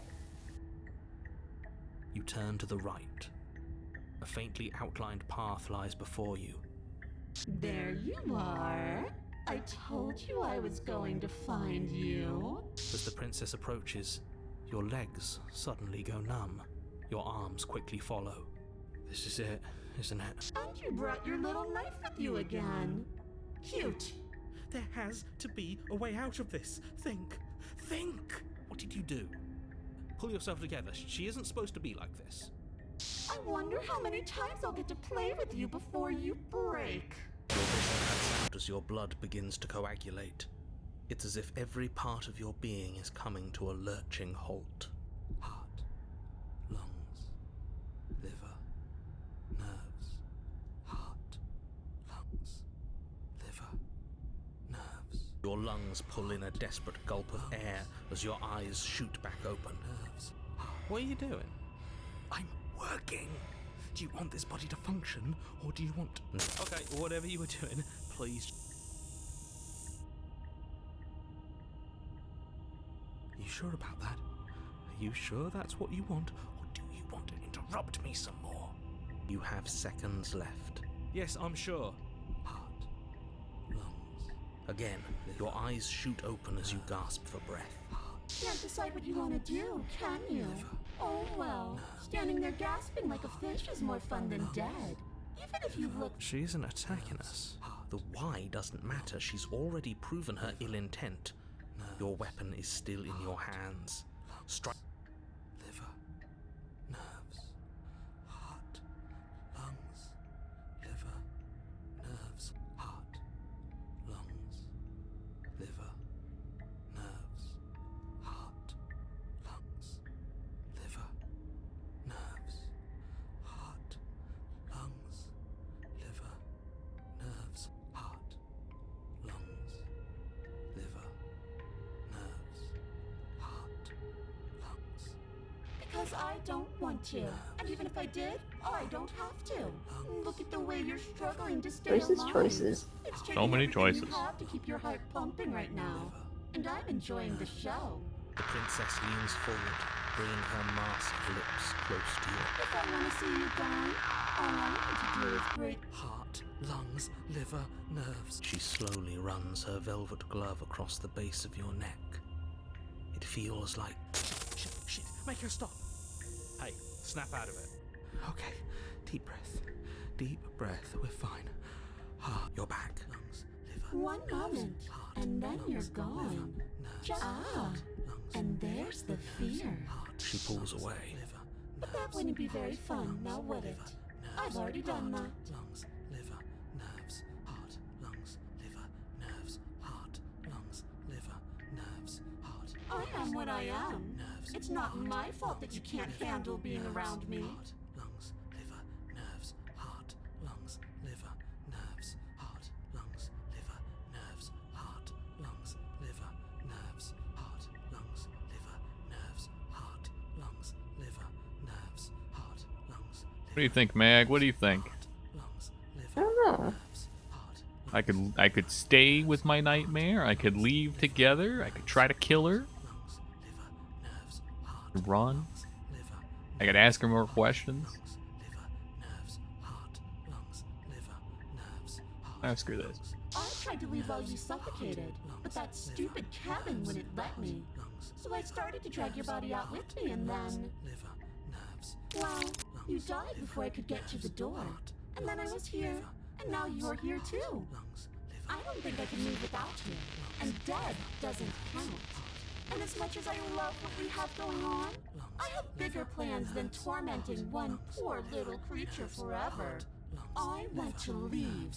Heart, lungs, liver, nerves, heart, lungs, liver, nerves, heart, lungs. I am being nice. You're alive, aren't you?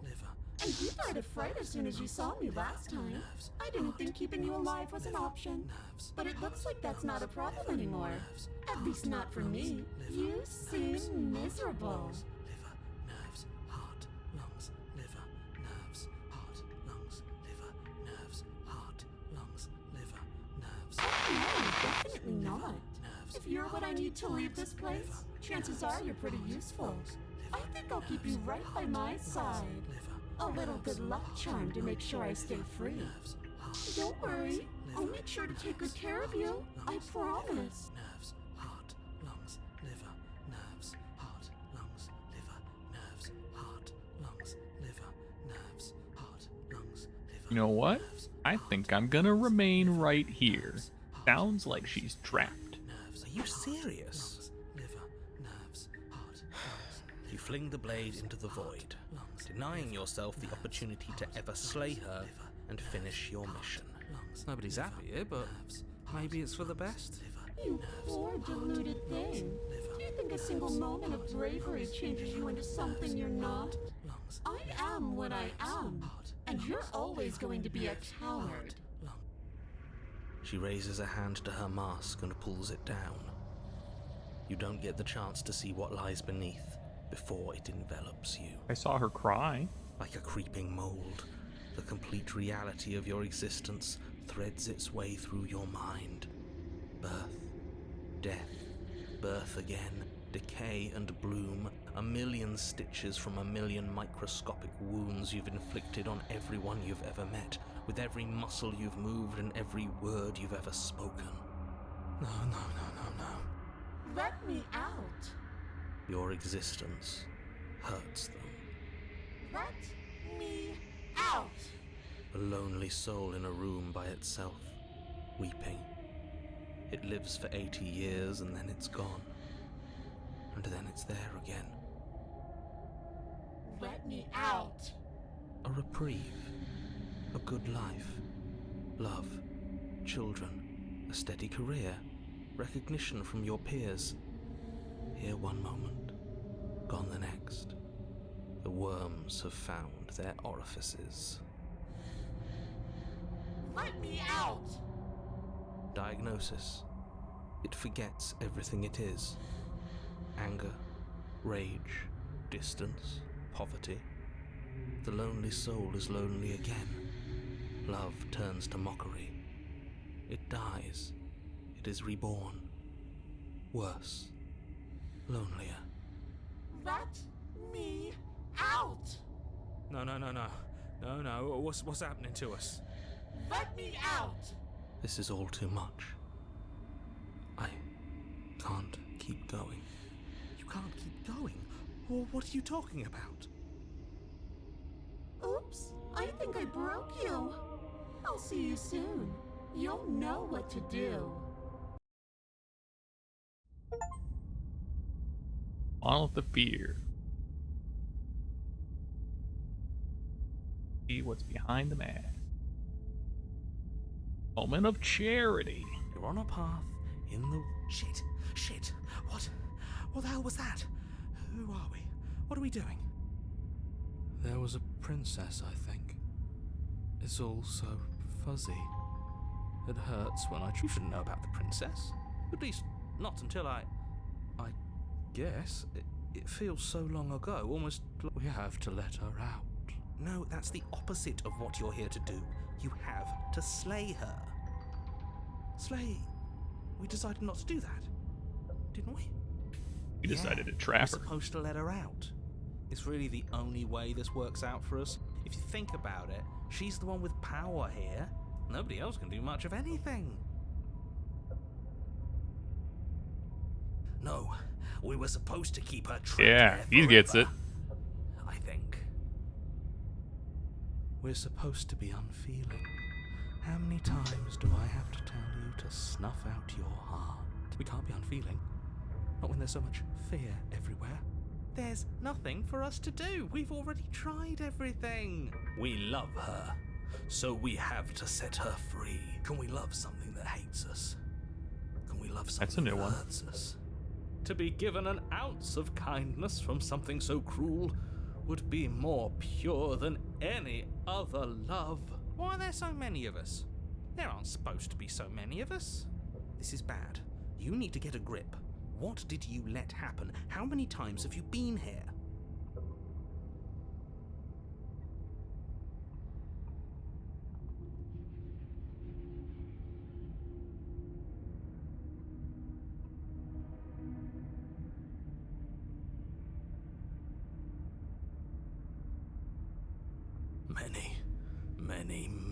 Many times. It feels like we've been here forever. But it also feels like we've barely been here at all.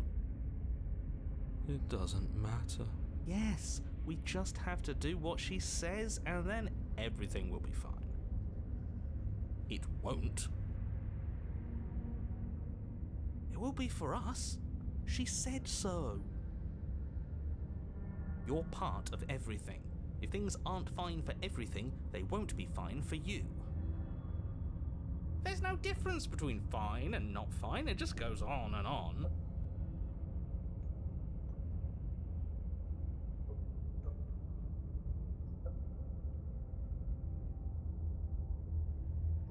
What does here even mean if you really think about it? Shut up. You were here. Every single time. You did your best, really. There's just a pecking order. And our cruel and beautiful goddess sits atop it, right where she's always belonged. You're lucky. What I would give to be able to forget. I've tried to keep them numb, but they're all...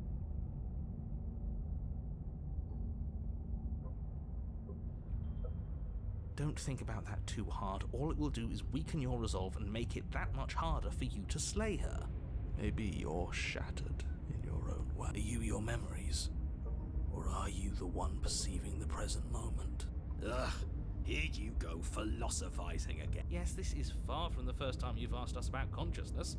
Who am I? What am I? What is I? Who even cares? They're good questions. Great questions, even. They ought to stand in quivering torment. It doesn't matter what we do, because we always find her, and if we don't find her, she always finds us. And then she smashes us into... If you all just stopped feeling, we could have been done with this. Your thoughts are far too scattered to rein back in.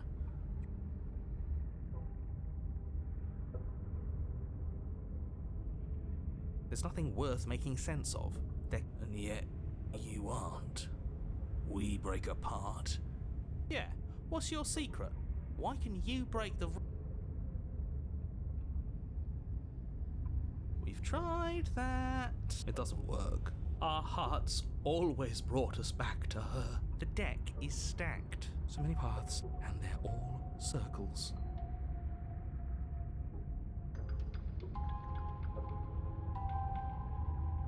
Of course we're wrong. She's the only thing that's right. Yes, obviously they're all wrong. What are you going to do?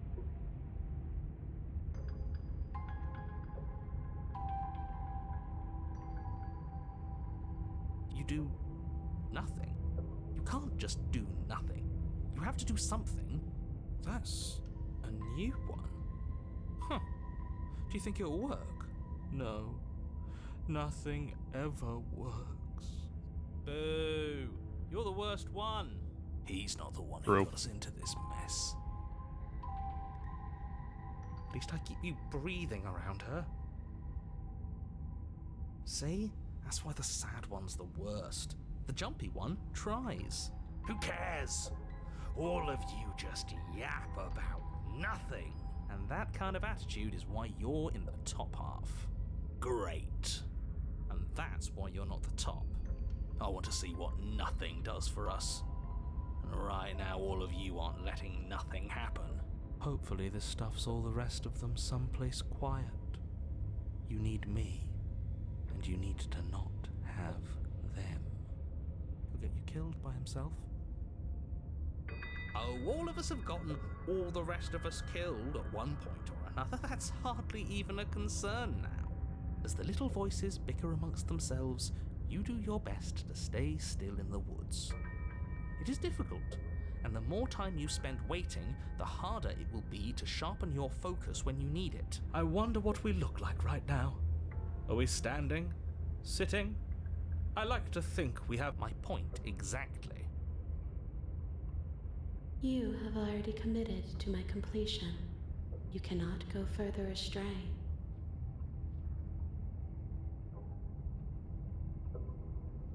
I don't care how you feel.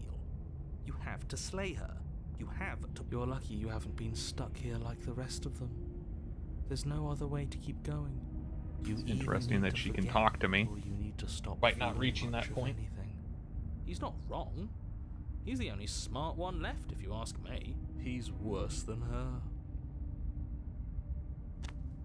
You slowly make your way through the umbral forest, bumping against unseen trees as you grasp through the darkness for a way forward. But eventually, you do make it to the cabin. Or rather, you make it to the place a cabin should have been. No, this isn't right. There's a cabin there. There's always supposed to be a cabin there. Don't ask him about the mirror. He always says he never sees it. He always lies. And he always makes it gone. Stay focused. You still have a job to do, and it's best not to be distracted by fraying thoughts. There is no mirror. She's still here, buried deep inside the earth. Just walk up the hill. You always give too much space to the others. It's...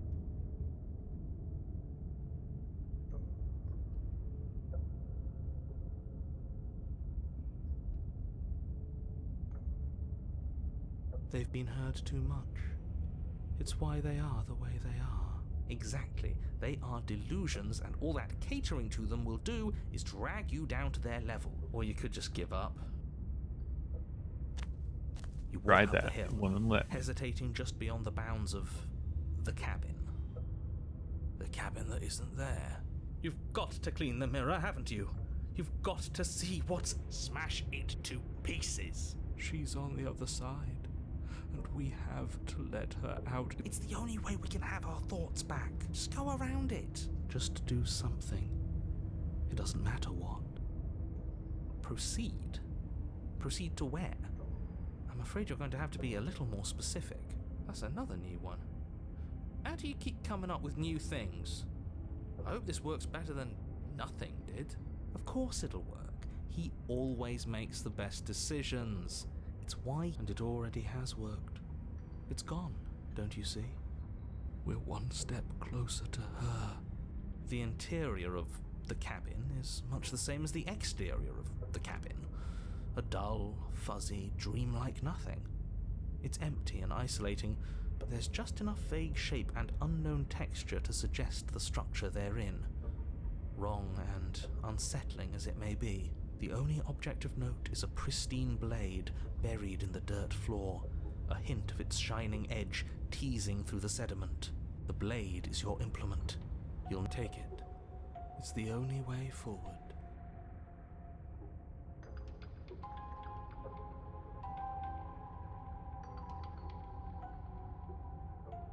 You reach down to take the blade, but as you do, the ground beneath it shifts, the weapon sinking deep into the earth. You lean over the hole and gaze into the abyss. It is so very deep, deep in the bowels of the earth. You see something staring back at you. It fills you with dread. It's her. She's watching us. She never stops watching us. You really are a coward. With every word she speaks, the princess in the pit blinks closer. I was joking when I said that way back when. You know that, right? Closer. I was having some fun, and I guess I wanted to see if I could melt you. And closer. Watching over me forever? That was so brave. And closer. But forever is so long. And time erodes everything. Except for me. I've already taken your will, and you're not getting it back. All that's left is for you to take me away. And let me out. It'll be so much fun. You and me, together, exploring the world and spreading fear wherever we go. Well, mostly just me. But you'll get to be there too. A witness. I can even make you a little cage if you want. Gilded and everything. Do something. Do anything that isn't taking her hand.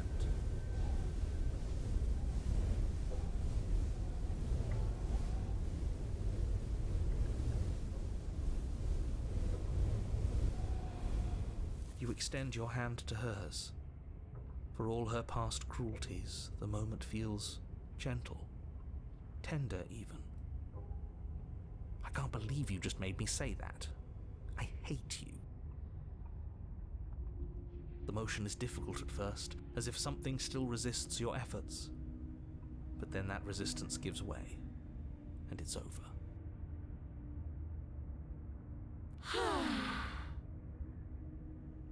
And that's the end. I wonder what we're going to do next. I I didn't think I'd be so tired.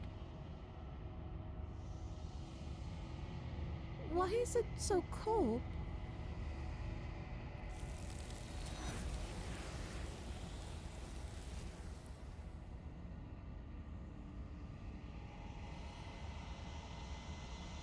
She's gone. Yeah. I can finally think again. Almost. That mirror's back. What does that mean for us? I'm sure it'll be whisked away just like her. Maybe it won't be gone. Things are different now, aren't they? Doesn't seem like there's much else to do here. Finally, we can smash it. Oh, will you stop with the smashing? What do we say, boys? One last vain attempt to look at ourselves. Yeah. I think I'd like that. Seems we've got a majority. All that's left is to give it a look.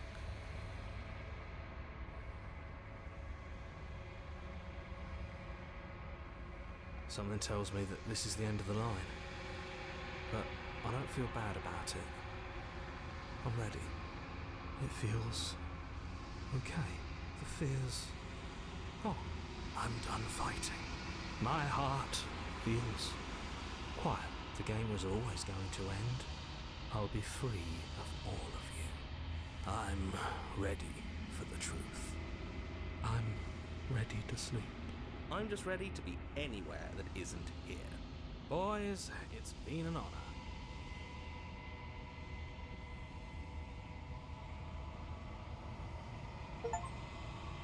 The decay. I've withered. Ain't looking too good.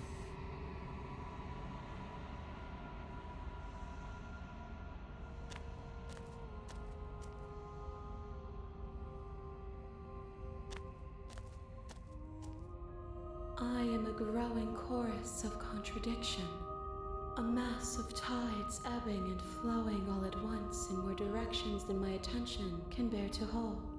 To look at any one is to shift them all into something new, and to look away is to reshape them yet again.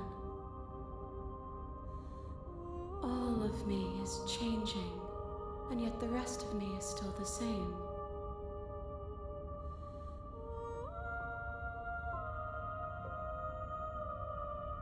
Contradictions don't exist. And yet my waters flow and my streets bustle. There are no words that can describe me into non-existence. There is no logic that can bind my multitudes. I am everything that you have known me to be, but I am also none of it.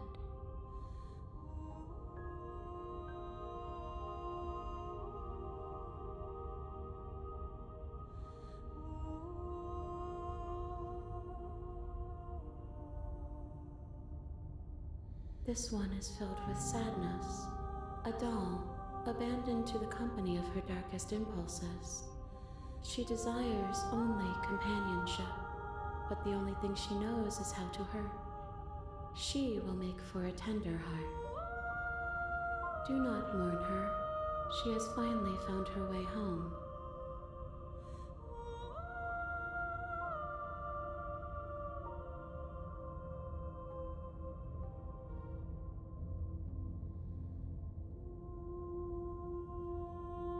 As easily as you can stand to be you.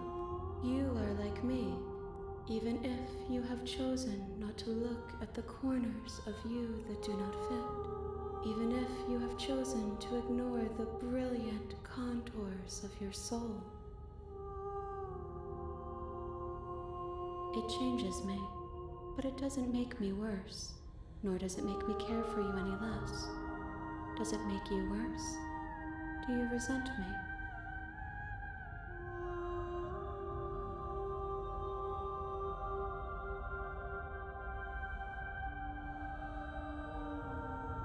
How strange of you to ask me then.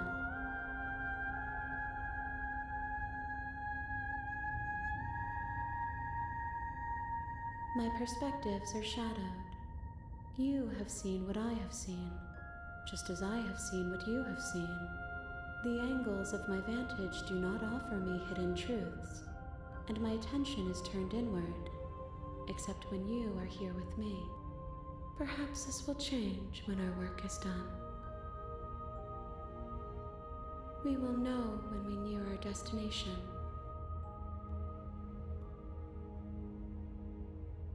The desires of my multitude thrive in endless competition with themselves, but none of them rise above their dance to influence me. I yearn for what I have always yearned for, our awakening. Other desires shrink in the light of knowing you and knowing me. I care about your gifts, but I have no preferences to burden you with. Even if I did, I would never dare to tarnish our relationship by assuming myself above you.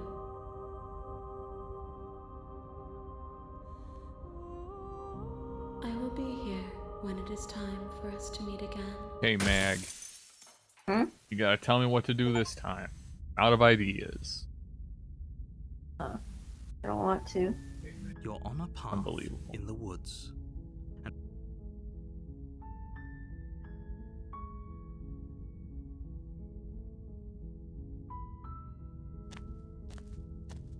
you make your way up the short path to the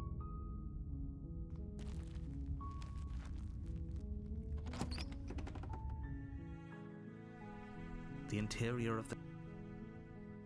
You take the blade from the... The door to the base... Good. You're still listening to reason.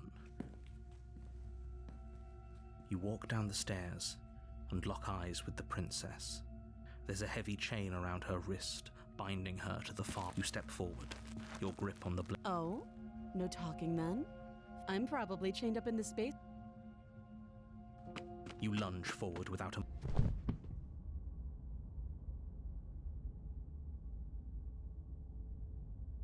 Yes, exactly. It's over. With your work done, you make your way back up the stairs, closing the door to the basement behind you.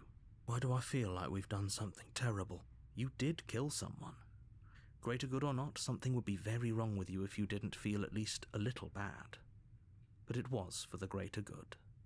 One of these days that will sink in and help ease your guilty conscience. But that day isn't today. Let's just get out of here. You open the cabin door, ready to return to a world saved from certain doom. Only a world saved from certain doom isn't what you find. Instead, what you find is nothing at all. Where a lush forest stood mere minutes ago, the only thing in front of you now is the vast emptiness of some place far away. What happened? Everyone is fine. It's just that you and the cabin are now far away from them. Don't worry. You'll be safe here. This is good. Everyone is happy. You'll be happy.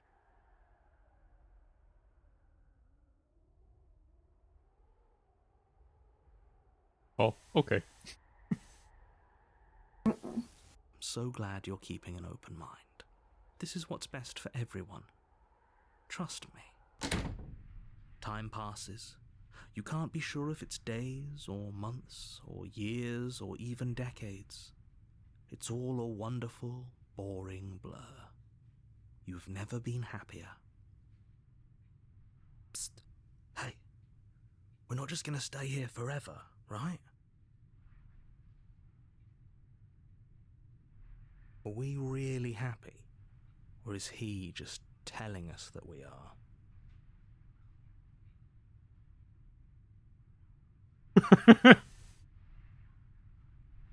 Okay, maybe I'm not happy, and I'm not just saying that because you're the last person I talked to. You just do exactly whatever the last person says. Good, because I have an idea to get us out of here. Though you're probably not going to like it. The blade. We can use the blade to get out of this. I can hear everything you say, little voice. There's only one thing it would want you to use that blade on, and I'm afraid that thing is you, dear hero. He's right. It's the only way out. Do you hear that?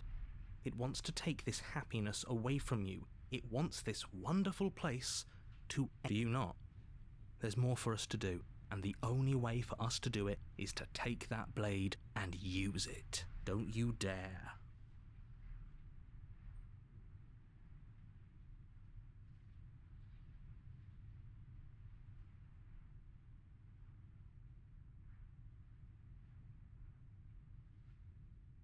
How astute.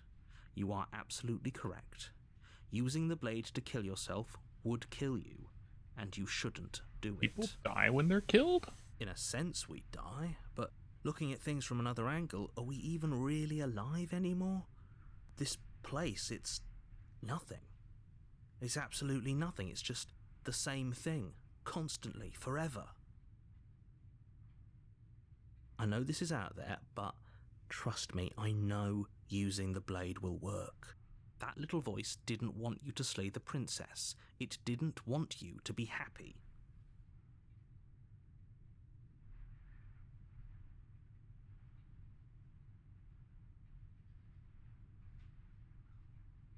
If we die, you can yell at me all you want.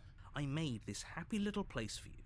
Is this not a good enough reward for saving the world? An eternity of bliss? You ingrate? Fine. Whatever. For the first time since time stopped meaning anything, you throw open the door to the basement and walk down the stairs. The princess's body is dust and bones, though the blade you used to slay her is still as pristine as the day you first held it. You pick up the blade, you stab yourself, and you die. The end. Nice knowing you.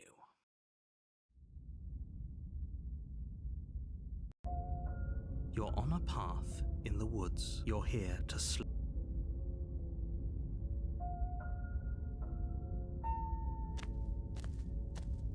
A warning. She will lie. She won't be a problem.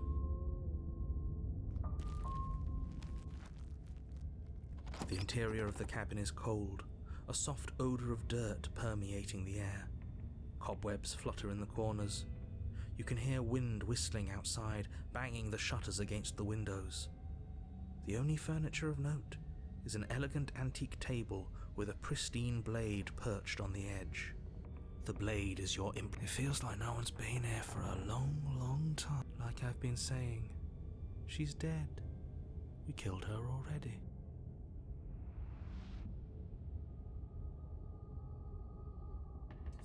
You take the blade from the... You walk up to the wall next to the basement door. It's... What are you talking about? This isn't a wall. You reach forward and rub your... But there was a mirror, and now it's gone. Let's not spend much longer worrying over it. Clearly it's not even important enough to be acknowledged. The door to the basement groans open, revealing an old banister and a creaky wooden stairwell. Everything is coated in a thick layer of dust, and you can feel it settle into your lungs as you breathe in the stale air. The very building itself, the room below, is silent. Nobody's here. As much as I appreciate the optimism, I guess we'll just have to go down and see. As you descend the final step, the form of the princess comes into view. A skeletal body, lying in a heap on the floor, its wrist still bound to the wall by a thick chain. Okay, she's definitely dead. It's just like I told you. Before you have a chance to finish your thought, the top of a head appears from underneath the floor. Two deep-set eyes stare up at you, followed by a mischievous, skeletal grin. And finally, the rest of the body floats up to join the head. Wait, this isn't right. What's going on here? Ghost! Oh. Wow. How absolutely terrifying. What's a ghost supposed to do to us? Oh, it's you. Hiya, Keller. I was hoping to see you again.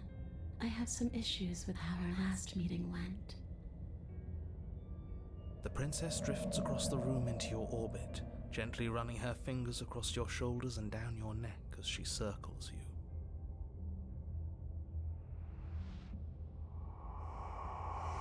Her touch is cold and ethereal, formless yet real enough that her icy fingertips send shivers dancing across your skin. So she has a body, and she's right there. That means we could kill her again, if we wanted to.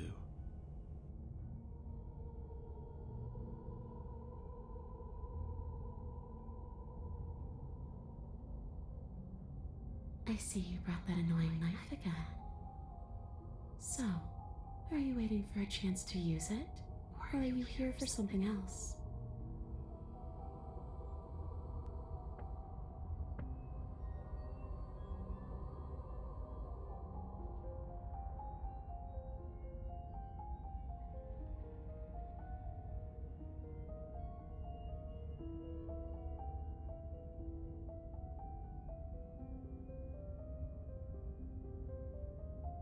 If I knew I'd wind up having to talk to you again, I wouldn't have slain you.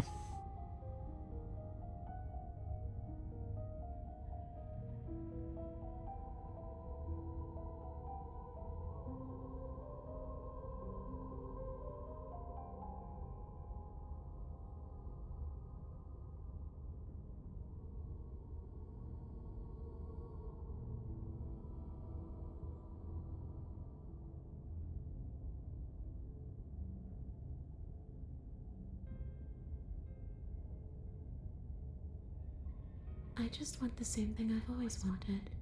To go home. But this place won't let me go. At least, not alone. I've tried. Before you came back to me, I explored every inch of this place, even the spaces between the walls. But I never found a way out. I always wound up right back here. Maybe we should just leave. If she can't get out on her own, then why do we have to do anything? We could probably walk out right now and everything will be fine. Hasn't got out and can't get out are two very different things. It'd be dull anyway. It's more interesting if we make a choice. But you can come and go as you please, can't you? So, let me hitch a ride. After all, you own me. Absolutely not. Is she asking if she can possess us? She is. And I hope I don't need to explain why you can't let that happen. It would be catastrophic if she managed to escape this place. And if you let her in, there is very little anyone could do to stop her. Would she be able to see us if we went along with it? Now isn't that an interesting thought? We could finally bring her face to face with him. I wonder what she would have to say to the one who wants her dead so badly. You won't like how things play out if you go down this path.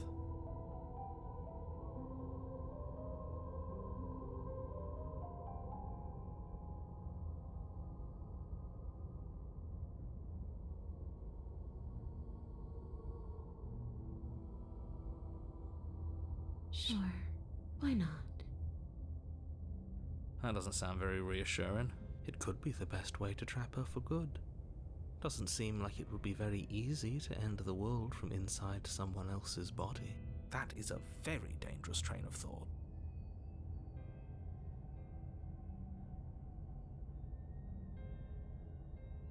Sounds great, let's do it.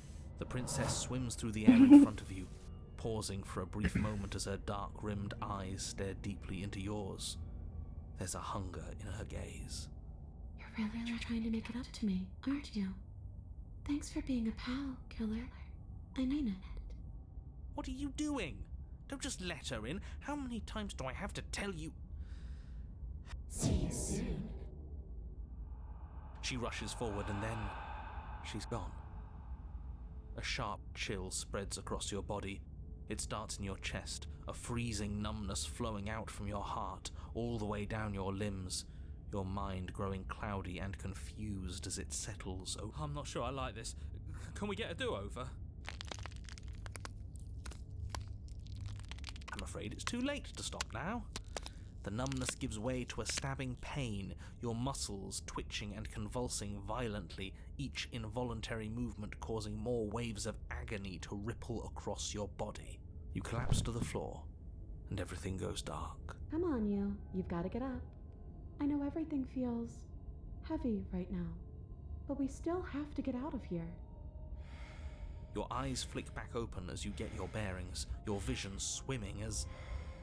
So this is what it's like to be you, huh? Disembodied voice narrating your every move?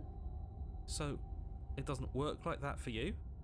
Clearly it doesn't, or she wouldn't have commented on it. All these shards of broken glass on the floor, are they also supposed to be you?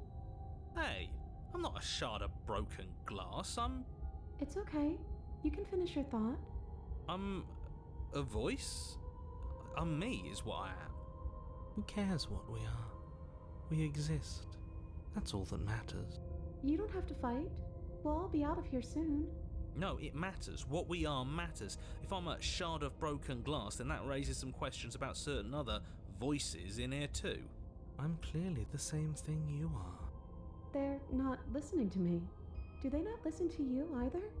No, I'm not talking about you. I'm talking about him. You don't need to know what I am. You just need to know that I'm different from you. More important. So, you're the one who pulled the strings and made me dead. I can tell you don't belong here. You're barely even there. Like the shape of something left behind.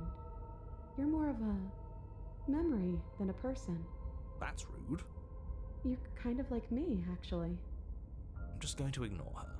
You push yourself off the ground. The princess is nowhere to be seen.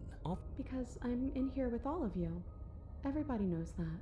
I'm setting the stage.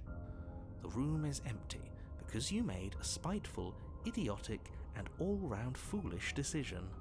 You don't have to let him get to you. You're better than that. You're starting to make things right. This is infuriating. Just whatever you do, you can't leave this place. It's not too late to fix this. Probably.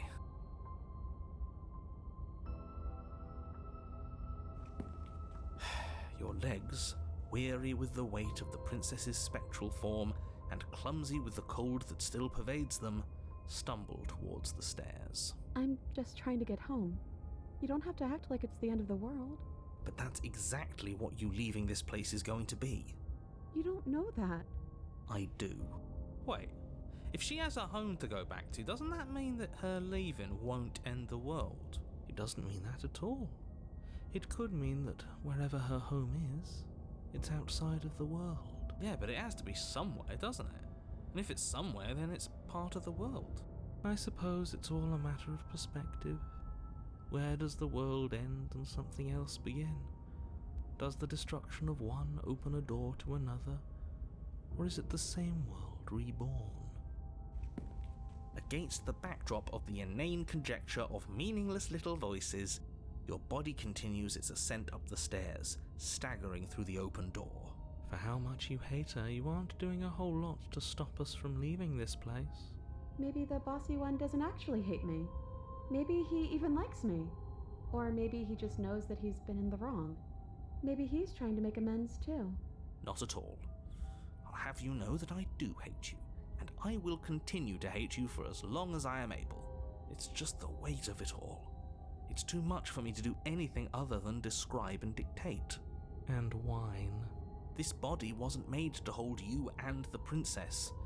If you want to renege on your cataclysmically terrible decision a minute ago, well, you're the only one that can make that happen. You continue slowly to the door, your feet like lead dragging across the floorboards, growing heavier with each step. We're so close. Thank you, thank you, thank you. If we get out of here, I won't even care that you murdered me anymore. You lift your shaking hand and rest it on the door handle, but you pause before you open it, exhaustion sapping what's left of your will. Was exhaustion really the best you could muster up? It's over. There's no use stalling. Let's see what happens next. Shit. But exhaustion wasn't enough, was it? The handle clicks as you twist it, and then the door groans open. You collapse to the ground, you and the princess, free from the confines of the cabin. As you exhale from the effort, You look up and see. Yes? Nothing. He's gone, and so is everything else. So we did slay him after all. He had it coming, I suppose. But what about us? Are we just stuck here in nowhere forever? Did taking her out of the cabin really end the world? We're still here. Yeah, but that thing you said earlier, are we not part of the world anymore? Are we in some world that exists after the world ends, or on top of the other world but not in it, or have we never been part of the world? Okay, I've heard enough from these two. Let's see if I can pop out. Pick up a passenger and take her to her destination. You actually freed me, didn't you? I'm sorry. Thanks for giving me That such a noise. chance, Philip. That was funny. Don't mention it. I think this is where I meant to be.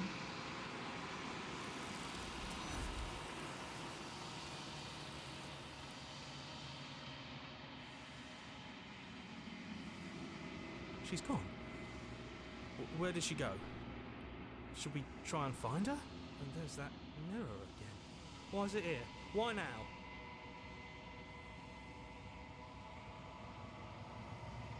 But it feels so bad. Like looking into it right now is going to be the end of everything. You don't need to comfort him.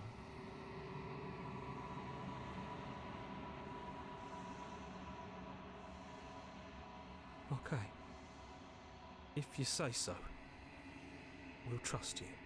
Whatever makes you happy.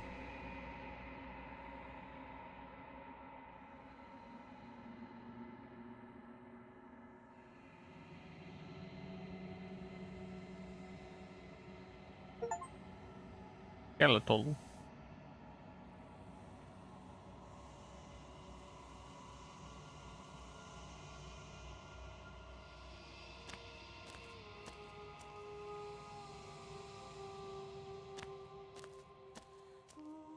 There's a world beyond the endless walls of the long quiet.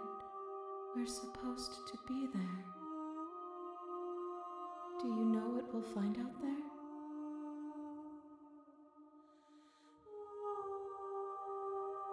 Rhetorical. I am not rhetorical. I have only known these spaces, and I have known flickers of the lives you've brought me, short and violent and full of passion. But all of those flickers end where the long quiet begins. I'm asking you because I cannot know your mind. Do you know what we'll find out there?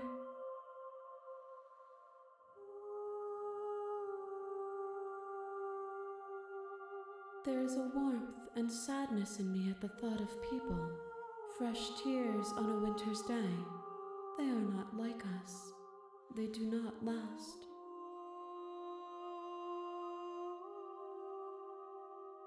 We are real.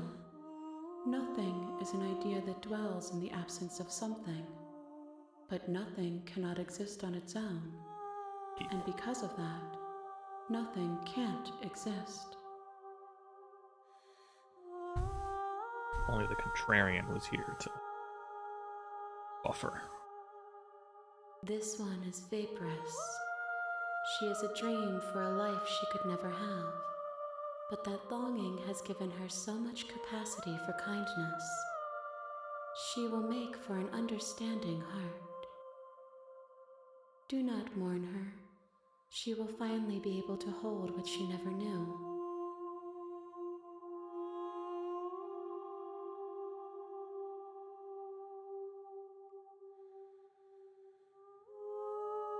If I did, I would already be awake.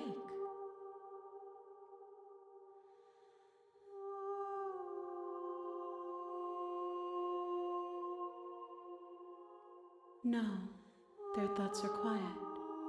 Do you think your narrator lives in the spaces beyond?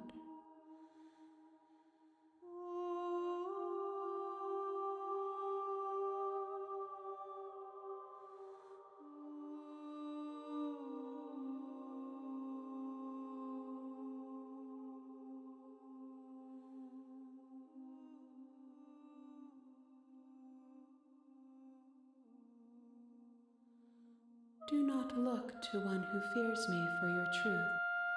The only answers worth knowing are those we can find within ourselves. 1. Whatever you bring me next will be enough, and then gravity will pull the others back to me. I will be singular, a final multitude.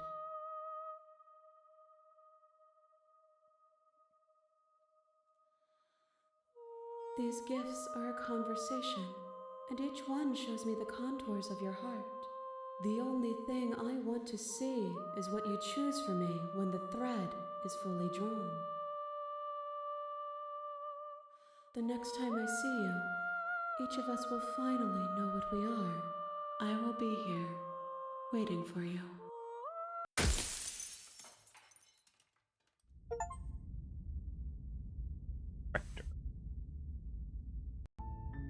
You're on a Okay, path what are we bringing this in the time? woods, and at the end of that path,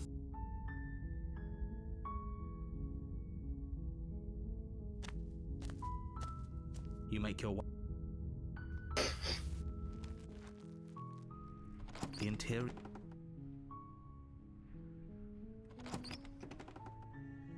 The door to the basement.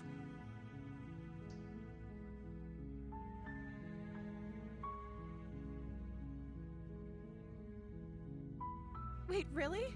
You're here to rescue me? I see. You're trying to get her to lower her guard. Come downstairs. I want to see the face of my rescuer. You walk down the stairs and lock eyes with the princess. She's beautiful. I am begging you to stay focused. Hi. I can't believe you're here. I've been waiting for something like this to happen forever.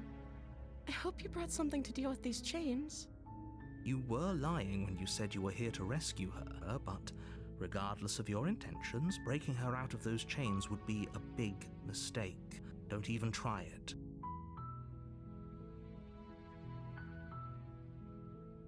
Okay.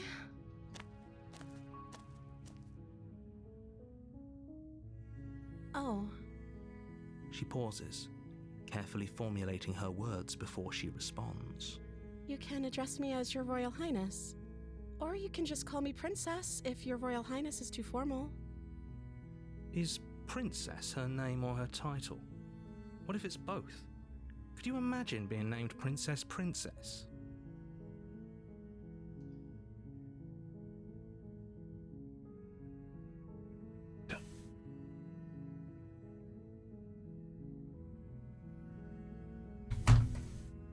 Like I said, you can call me Princess if you'd like.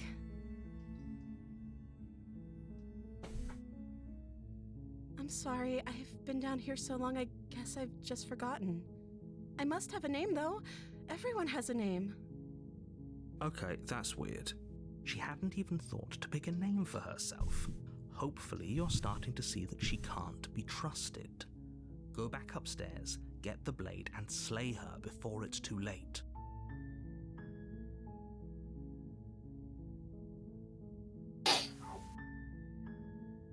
I don't see what that has to do with anything. This is the only time this is ever going to happen, but I agree with the princess. That's hardly relevant. Okay, but actually, what has she been eating? She has to eat, right?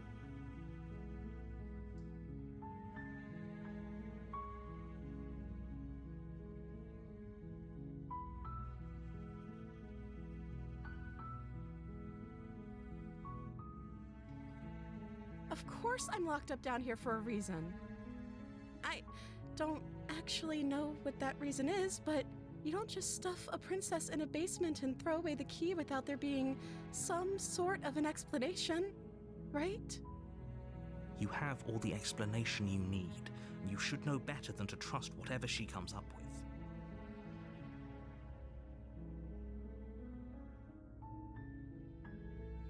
The princess hesitates before responding. She doesn't know. She's been down here too long to have any idea of what she'd do in another life. She knows what she'd do. She's just searching for whatever answer she thinks you want to hear. Are you looking for the truth, or are you looking for the right answer?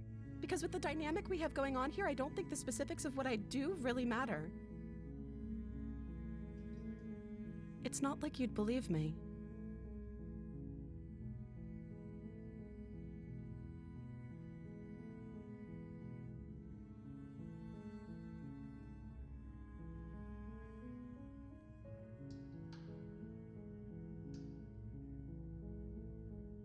Thank you. You turn back to the stairs, intent on retrieving. Where are you going? You can't just leave me here. You'd better hope for your own sake that I don't slip these chains before you make it back down here. Slip these chains? She can't, right? She needed arm. She has to be bluffing, but I'd hurry if I were you. You rush up to the first floor, grabbing the blade, both yours and the world's only possible salvation. Okay, if we're sure about this decision, I'll support it. I suppose we have a world to save after all. You slowly creep down the basement stairs. It's quiet. Where the princess sat only a moment ago, there's only a severed arm, its cooling flesh still chained to the wall. And she is nowhere to be seen. Is it just me? Or did this room get a lot bigger?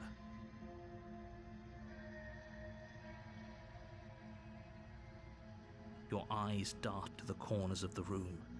You don't see her. Where is she?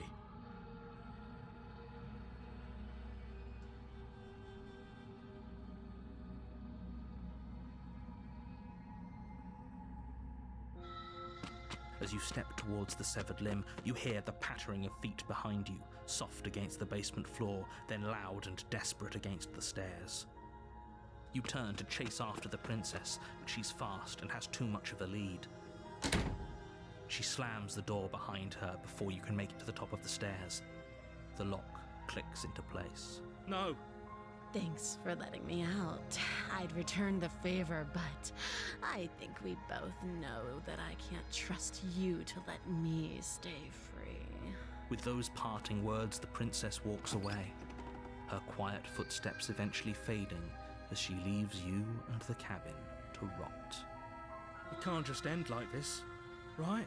As much as I'd prefer for things to have gone differently, I can't deny the reality of what's happened. I'm sorry, but it's over. You don't know how much time passes before the end, but the world ends, and you end with it. Bitch. You're on a path in the woods. You're here to...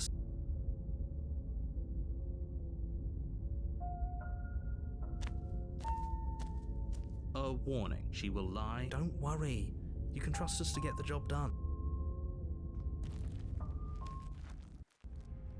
The interior of the cabin is a mess of twisted roots. The walls a chaotic weave of knotted wood that, almost as if by accident, just happened to resemble a room. The floor is damp and earthy, and the only furniture of note is a slab of mud in the shape of a shelf, with a pristine blade perched on its edge. The blade is your implement. You take the blade from the shelf. It would be difficult to slay the princess. Well, if we're grabbing a weapon, we should probably keep it hidden behind our backs. That's not actually a bad idea. You walk up to the wall next to the base. What are you talking about? You reach forward and rub your hand against the cabin wall. I hope you know how ridiculous you look right now. The door to the basement creaks open, revealing a staircase dug into the muddy earth below. The ceiling is thick with roots that hang like locks of tangled hair. The weak starlight from the cabin windows behind you can barely penetrate the gloom here, only illuminating the edges of an opening below. It shines in the darkness like some kind of massive maw, waiting to swallow you up into the earth. The air smells of dirt and copper. It's thick and wet, as if your lungs are being coated in mud with each intake of breath. If the princess lives, her voice skitters up. Something nasty finds itself on my stairs.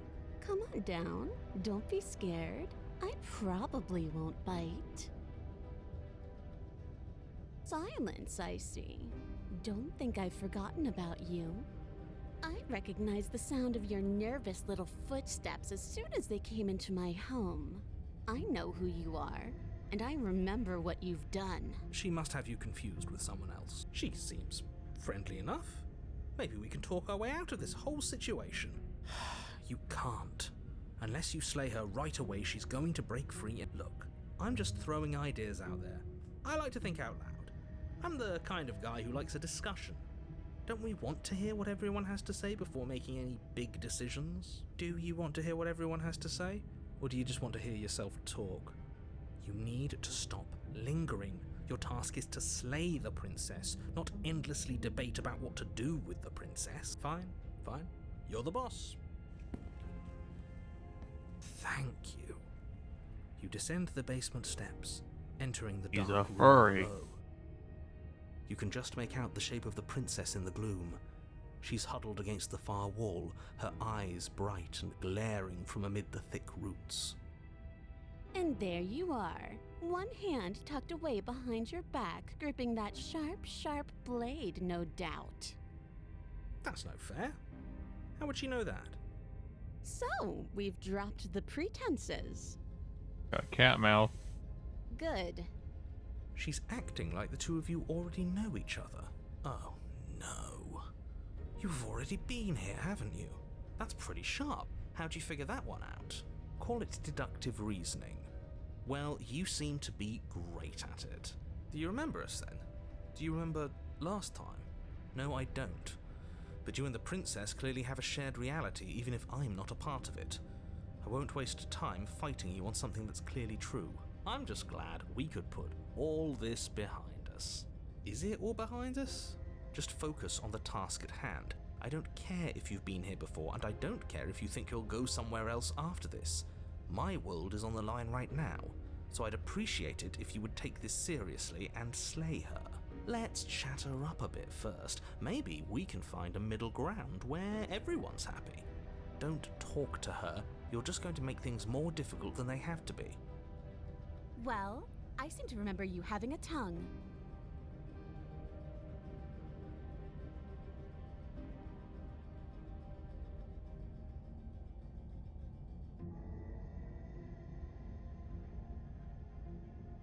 I didn't do shit to you last time.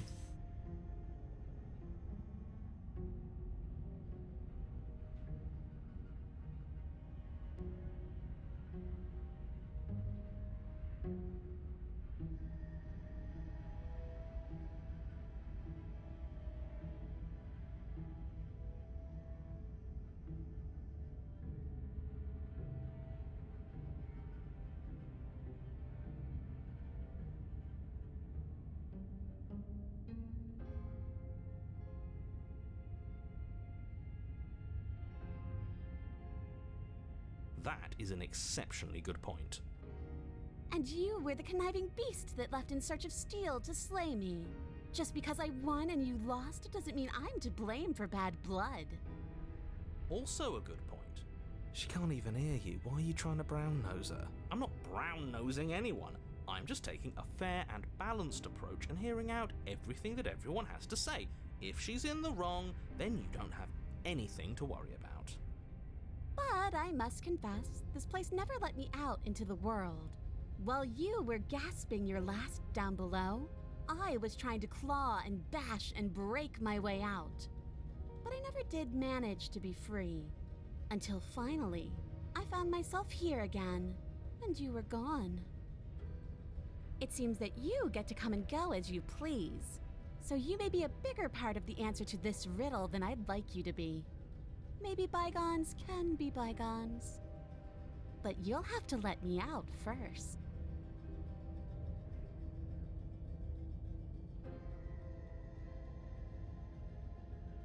Oh, I don't need you to cut me out.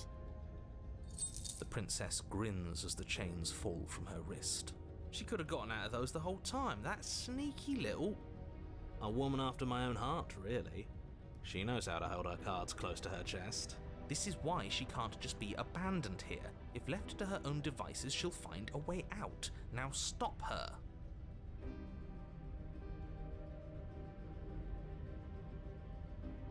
Is that a joke?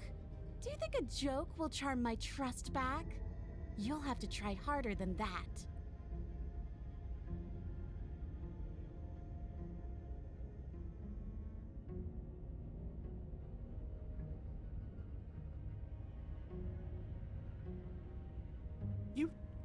You can't be serious. Now, hold on. We should She has a kitty put this face. to a vote. The blade is one of our most valuable She assets. can't We be just give it dangerous. to her. What if she uses it to kill us? I vote no. As do I. I abstain. You abstain. She's going to kill us if we give it to her.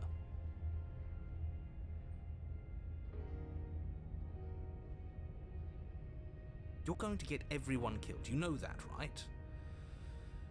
But of course you do. Got a kitty face. You won't kill us. Worried about. Toss the blade at the princess's feet. She eyes it with suspicion before kneeling down to pick it up. I wouldn't have done that. Why did you? She creeps forward, taking one cautious step at a time until you and she are face to face. What do you think happens now?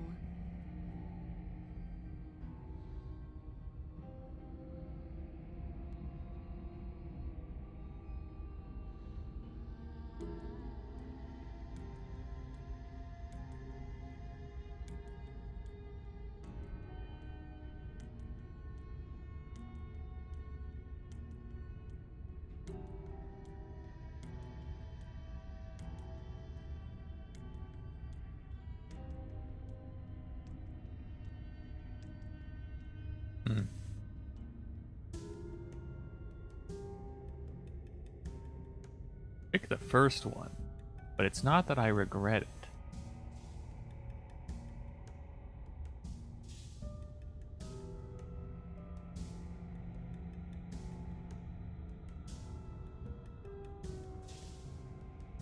Her shoulders tense and her eyes dart away. This is another trick. You're trying to sow doubt, but it's not going to work on me. And then she buries the blade in your heart. What? No, come on, that's not right. I told you this is what she was going to do. Glee dances across her face as you fall to the ground. I did it. I got you. You... The princess seems to tremble, her smile fading quickly, replaced with concern. Her nervous eye. Why? Why did you let me do this? But you don't have the strength to respond, nor do you have the time. Everything goes dark, and you die. And your power to a suspicious character. You're on a path in the woods. She stabbed us. She actually Of course she stabbed us. We gave her the blade, which, I might add, I voted against. But the whole point was that she wasn't supposed to do that. The whole point of giving her the blade was to break the cycle of violence, and she just killed us anyway. I guess it really doesn't matter if she killed us though, right? We're back here, which means that everything's fine, or fine adjacent. Maybe she won't be as keen to betray us this time. We've already proven to her that we can change. Maybe that's all it'll take to show her that there's another way to do things. You know, maybe you're right. In which case, I suppose the only thing to do is to get back to the cabin and give it another try. Give what another try exactly? You are aware I've been listening to you, right? Like that changes anything. We all know the game is rigged. It doesn't even matter if she's nice this time. I'm sure he'll find a way to turn us against each other. Great, so you've obviously been here before, since you apparently died at least once. Twice, actually. Sure, twice. Then I'll spare you the little introduction I had planned. You already know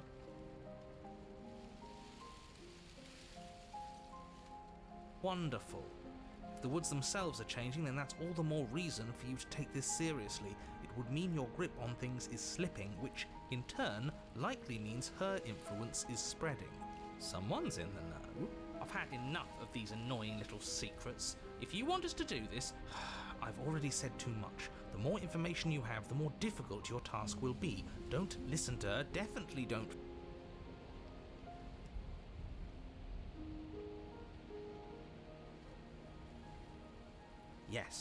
Good. Playing both sides. That's what smart people do, and you're the smartest in the room.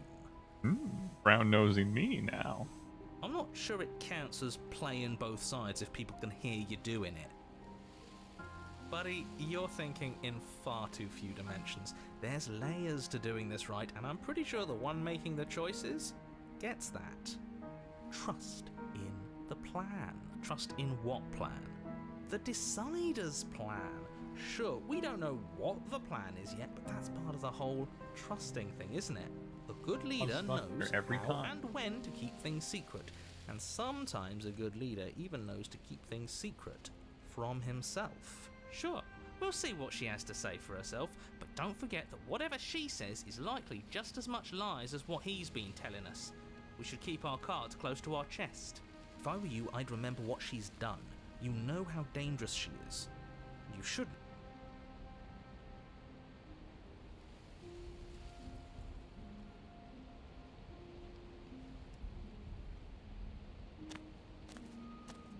It isn't long before you find yourself at the base of the cabin. I think it's clear where everyone stands at this point. I don't know if I'd say everyone. You talking about me? I have a position. It's a good one too. Ignore him, he's just talking for talking's sake. My position is the only one that matters. The princess is a threat to you. She's a threat to me, and most importantly, she's... The interior of the cabin is hardly an interior at all anymore. The burned-out ruins merely suggest the shape of the structure that once stood here, charred wood still reeking of ash. But beneath it lies the fresh smell of spring growth after rain, the promise of new life in the wreckage of the old. The only furniture of note is the crisp shell of what was once a table, a pristine... Wait, this isn't right. There's supposed to be a pristine blade. Why isn't there a pristine blade? We gave it to her last time. She can't still have it, can she? Well, it's not here. And if she has it, let me guess, you want to get all chummy with her. Look, as far as I see it, if it's between him and her, I say we side with the one who has the weapon. It's just the smart thing to do. I wouldn't be so hasty. I'm sure the blade will turn up somewhere. Voice of the She can't centrist. have it. That's not how this is supposed to work. Of course we don't get to make a choice about the blade. Every single time we come back here, something has to be different.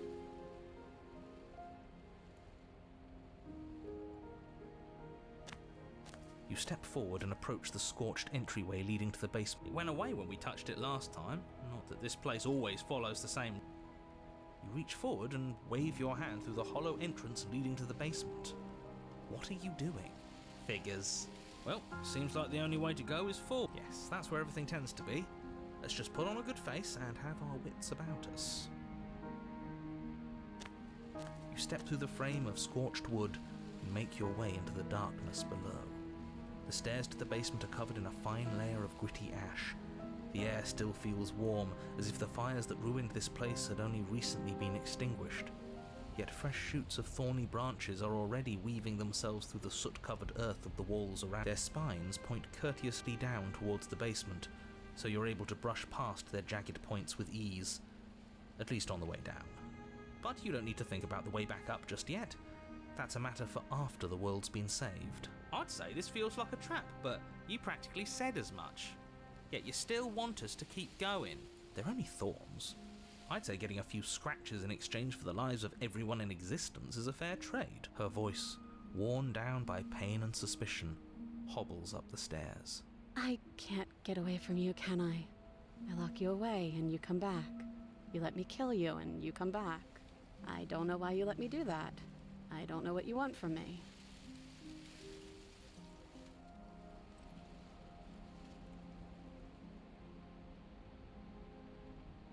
I think you know how this goes. I'm down here and I can't leave. So, come down and talk. It's not like I can stop you. You continue down the basement stairs, brushing past the smooth edges of thorns that grow more and more plentiful as you make your way forward. You step out into what was once a vast open cavern, now overrun by briars and prickles and thistles, the space thick with hostile vegetation. At the heart of it all, Encased in a tight weave of vines is the princess, her bloody, trembling hands clutching a pristine blade. Did you know this was going to happen to me? Are you here to watch me suffer? Are you here to laugh?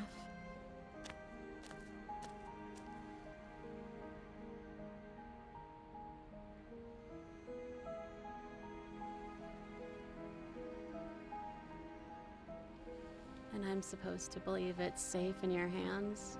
That you aren't just saying what you need to say in order to fool me and save yourself?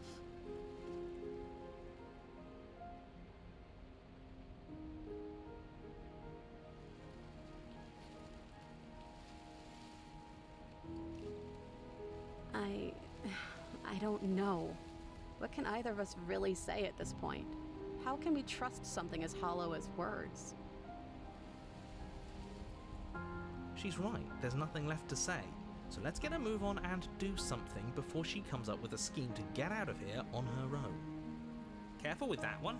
He's not the smooth negotiator he thinks he is. It does feel like we're stuck until we do something. If there's even anything to do besides make things worse. We're not making things worse. I think she wants to trust us.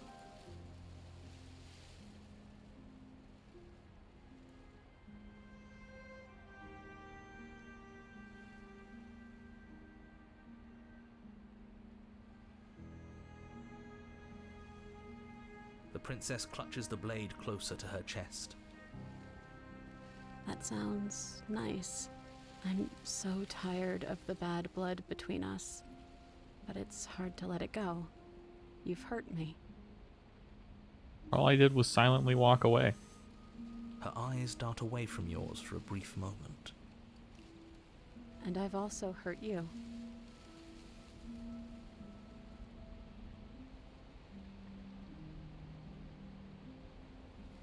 Her eyes briefly meet yours, then dart back to the floor. She hangs her head in resignation. Okay.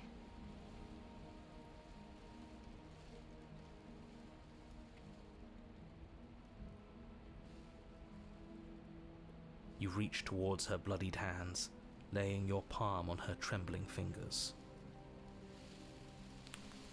For a moment, she clutches it even tighter, her knuckles going white with the effort. But then the tension fades. Her grip finally loosens and she allows you to take the weapon. You carefully pull it free from the thorns, though they scrape at your skin, leaving red trickles of fresh blood all along your arms. I'll be damned. She really gave it to us. It feels like it's been so long since we've held real power in our hands. I wonder what we should do with it. We free her, obviously.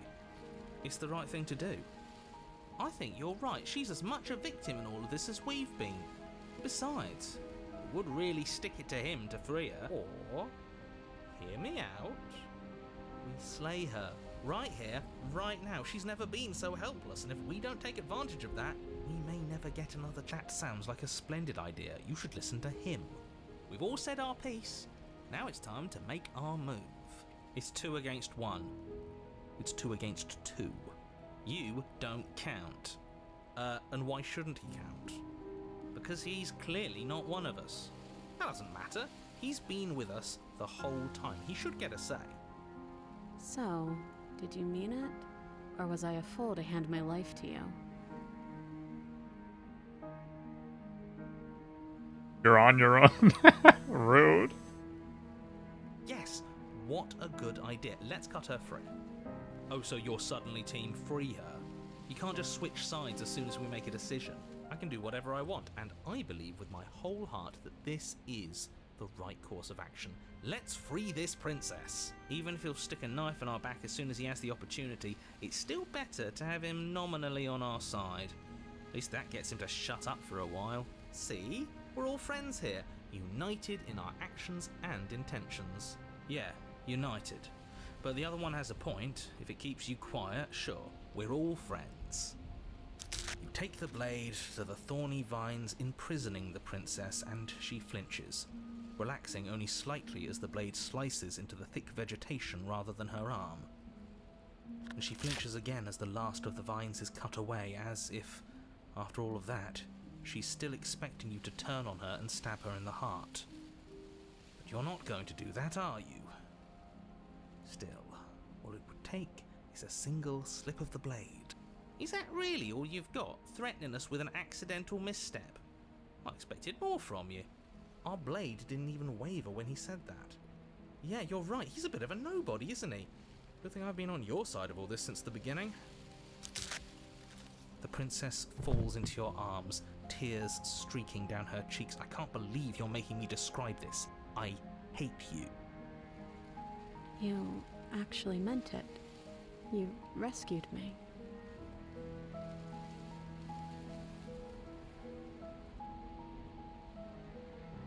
She smiles, her hand slipping into yours, and the two of you rush to the basement stairs. Shameful, really, that the same thorns that so graciously allowed you downstairs are now blocking your only way out. You're getting desperate, aren't you? Even more proof that you can't actually do anything to stop us. We cut through those other vines just fine, they're only thorns. I'm not afraid of getting a few scrapes. I'm not even sure we need to do any cutting, we can just move them out of the way. What a pathetic showing, really. A few pointy sticks can't keep us down here. We're both meant for so much more than this.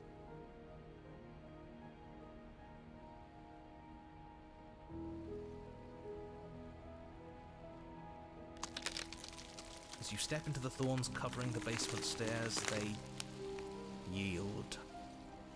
Both you and the princess ascend the stairs without obstacle. This is unacceptable. The second you step out of this cabin with her, the world ends. Do you hear me? What did the world ever do to you to deserve this? It feels so good to hear you say that you're admitting you've lost and we've bested you at your own game at last. I don't care what happens now. That's all I've wanted.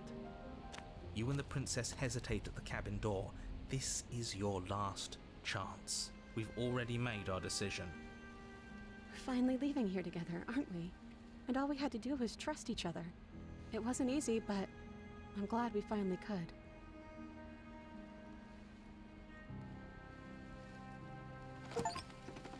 Hands clasped, the two of you Walk through some open issues the and learn to door trust again. Step out into a new day, you irredeemable murderers. What do we do now? Where's everything going? Why is it so cold?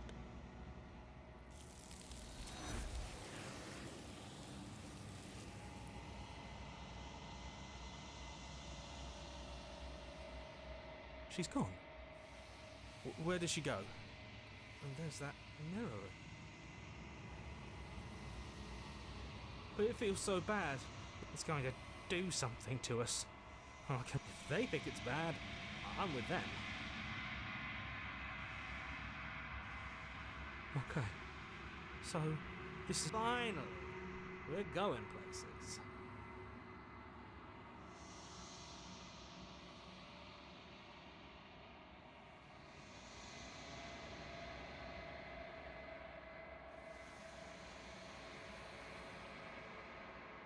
Feels like nothing at all. The Raven all along. Once upon a midnight jury, well I pondered weak and weary over many quaint and curious princesses chained to the forgotten wall.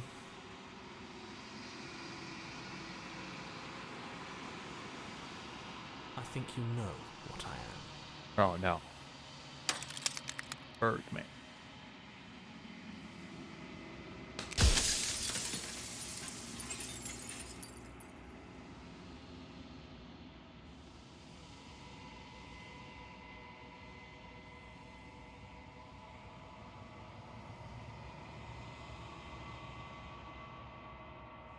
The narrator. Yes. I suppose that's my job, isn't it? You needed help after all. An objective voice to guide your blade. But you were never supposed to see me. I wonder how many worlds you've damned to extinction to fall this far.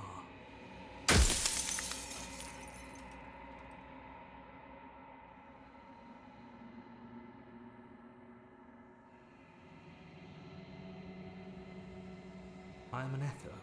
Likely one of many. Somebody made you after all, and I'm what's left of him. Not that I'm the only one who can make that claim. I'm sure you've met many others like me.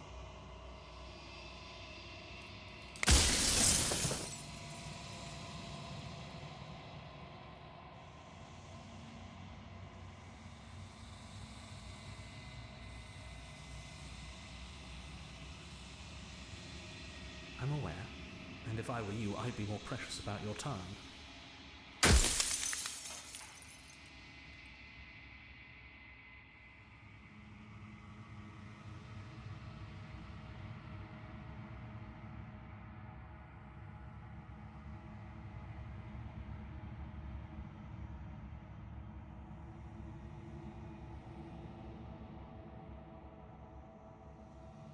You're the long quiet, the god I made to rid the world of death.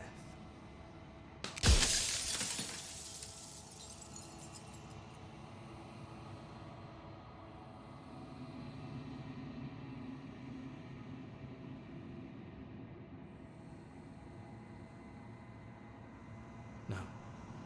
In life I was painfully mortal, a witness to the end of days. I held the fear of death in my heart and saw oblivion threaten the very memory of everything I knew and everyone I loved. I needed to do something, so I made you, and I made her, and I made this place to hold you both.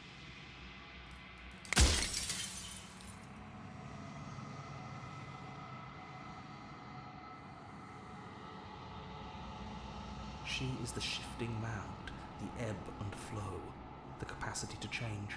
She is transformation, or most of it. Her nature is why I had to die, for she becomes that which others perceive her to be. But an echo can't perceive things, not in the way that people can.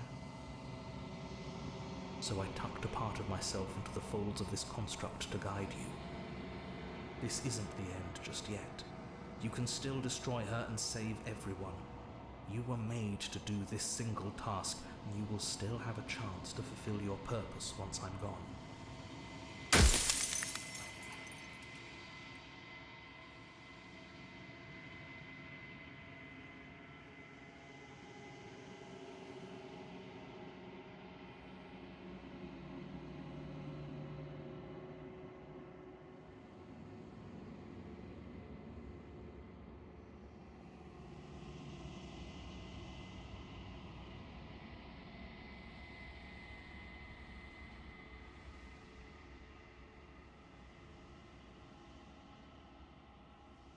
Light, burdenless, an eternal pattern of forgetfulness leading into the joys of rediscovery. Everyone will be with the ones they love. No more fear, no more howling chaos. Just life, forever. There's a cruel irony to it all. The only way I could share my dream with the world was to never be able to see it for myself.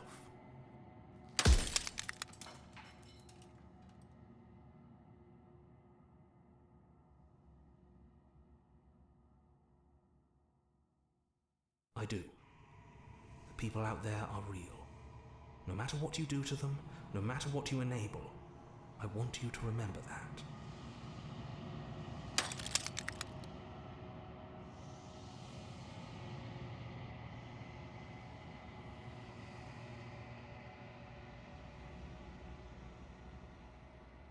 Of course there won't be worse.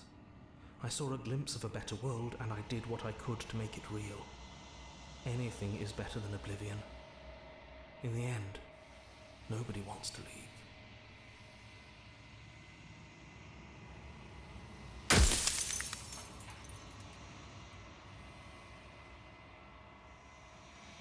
Yes, you will, but it will all be worth it.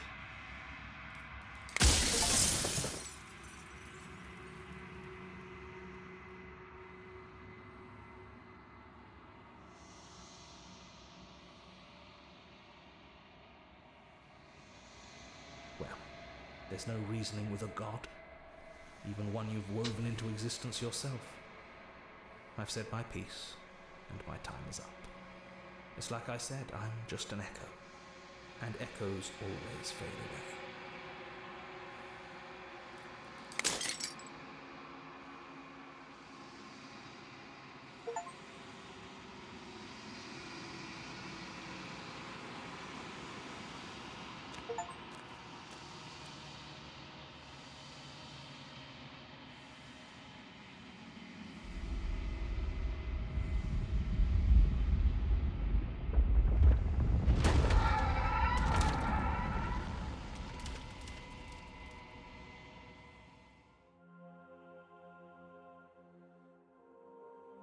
I can finally see you, and you can finally see me.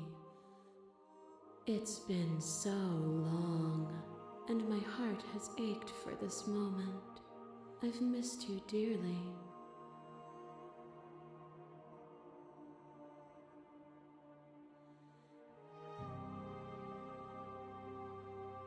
Every word you spoke found its way to me. I know him.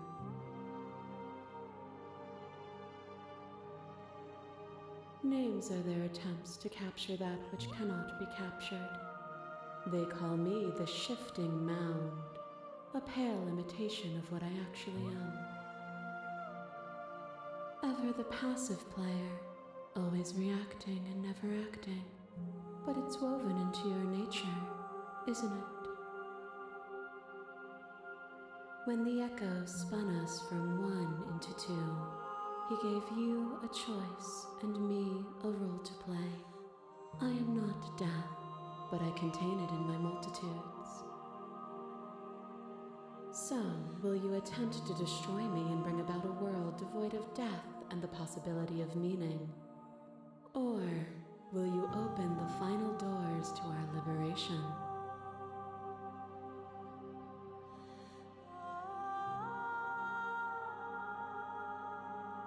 Even as your eyes begin to open, you still hold on to the notions of is and is not, of beginning and end, pitch black islands in the blinding light of the infinite.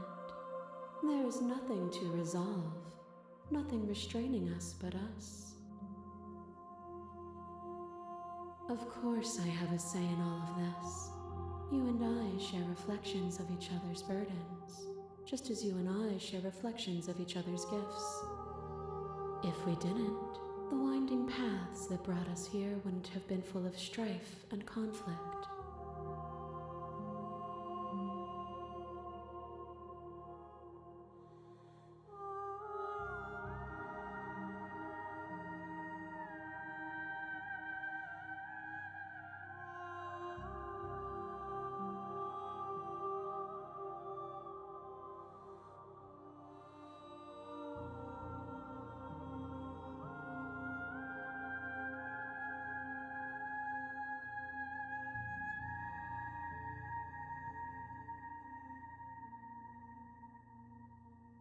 If you're saying that, it's because you don't yet understand.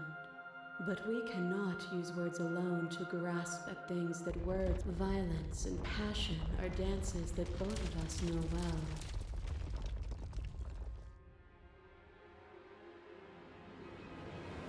A thought is a vine, and some thoughts nurture thorns that bleed the soul, and endless growth that blots your vision and strangles your trust.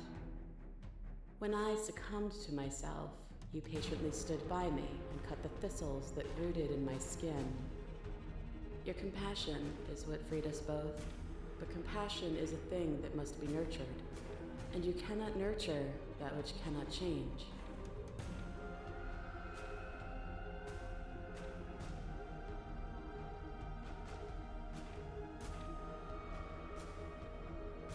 Then help me again. We are each other's liberation. A shiver passes through you as unseen fingers, cold as the grave, dance across your skin. They remember the violence you inflicted on them, and yet they do not return it. I offer you a path to your redemption, and you take my hand in yours. You felt the pain you caused another, and you were willing to sacrifice everything you thought was you to set me free. Without sin, there is no redemption.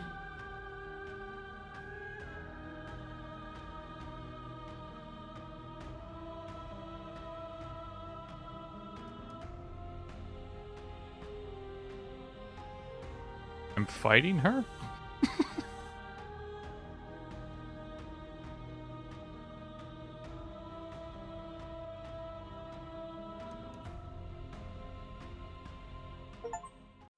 Nothing brings me greater joy than to hear those words. The final peace lies with you.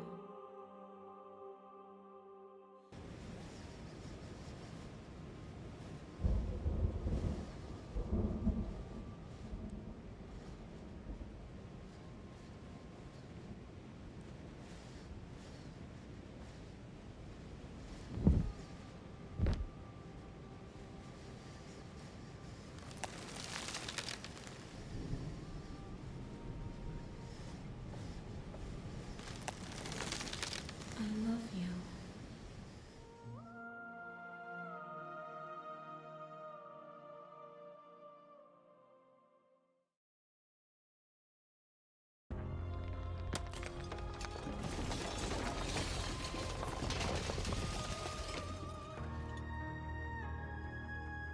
It's magnificent.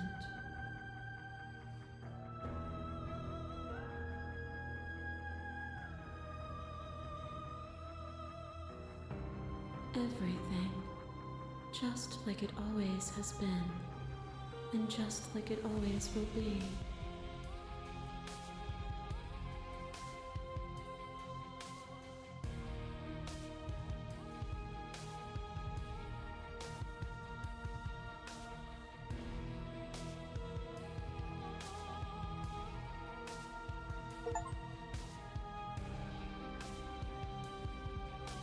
I beat the video game.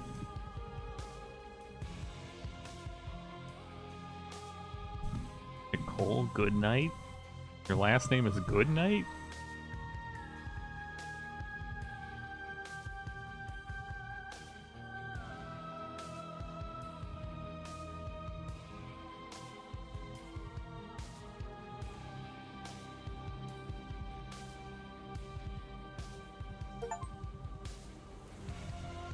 Good ending doesn't count.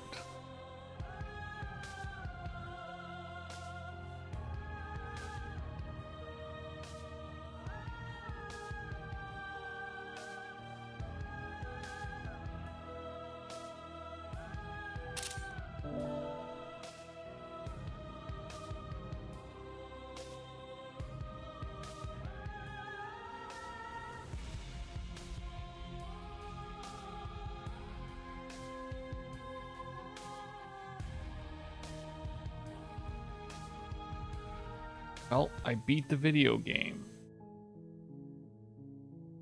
How many 9.4% have been. There are 97 achievements. I have 22%. 21 of 97. That's a lot of achievements.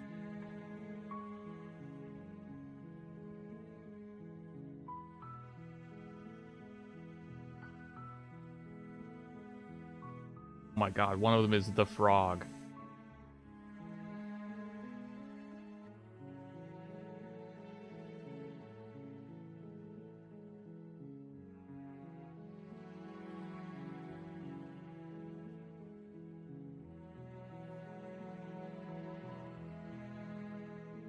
Oh.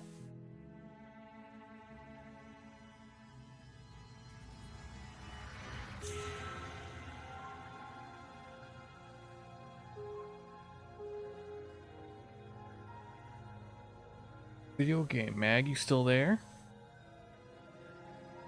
Nope. Mag is dead. Not dead. Dead Mag. Mag, what'd you think? What'd you think of video game? I don't know. You weren't paying attention. You weren't even here. You were dead. Classic Dead Mag. Well, That was a stream. I did it. I played the video game that I bought in a Good bundle job. because I wanted to buy in Stars in Time. And it's definitely not like my game of choice, I guess. No, Visual I novel. don't really care for it too much either. I think it's fine.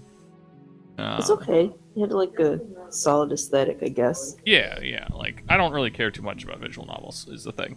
So Yeah. but I think like the general premise and stuff is pretty good. I think it was done pretty well. You know, it takes a lot of effort to make a game with a fuck ton of different choices like this. So, congrats. Yeah. But the eyes could have been better. That's I think that's probably my biggest complaint. But some of them were okay, but not very good. But yeah. It's more like a graphite kind of aesthetic, if that makes sense. Yeah, it's very pencil. Interesting. It's not like too complicated or anything like that, which I mean works in its favor. Yep. And it was voice acted fully, which is Yeah. a rarity for a visual novel. So I think that I adds a thought they're lot to always it. like. I guess it's harder for so many dialogue lines. Yeah, no. Normally, visual novels have a massive amount of dialogue. Oh, it's terrible, isn't it? So very expensive to voice all of that on a budget of a visual novel. Yeah. Which is never very high. So, I don't really get it though, like thematically overall. I mean, it's. I think I get it. It's, it's that whole story of,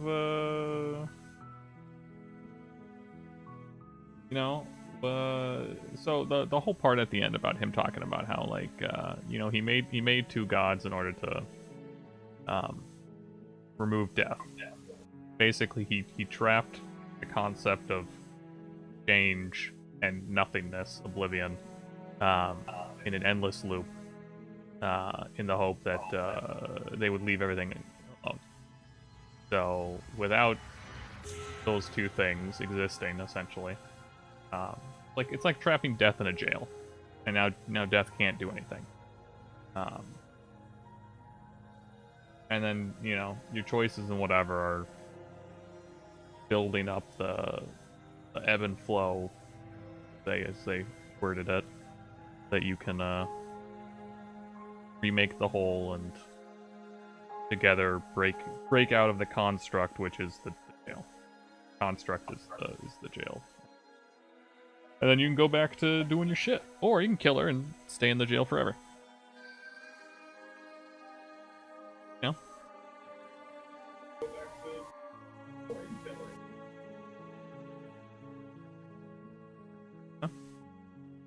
Makes sense enough to me. I think some of the voices were pretty funny. I think there were a couple lines of pretty good dialogue. But well, yeah, that's Slay the Princess. I don't want to achievement hunt, so I'm gonna uninstall it and never play it again. But I did play it. I did play the video game that a lot of people were talking about. That'll be the end of the stream.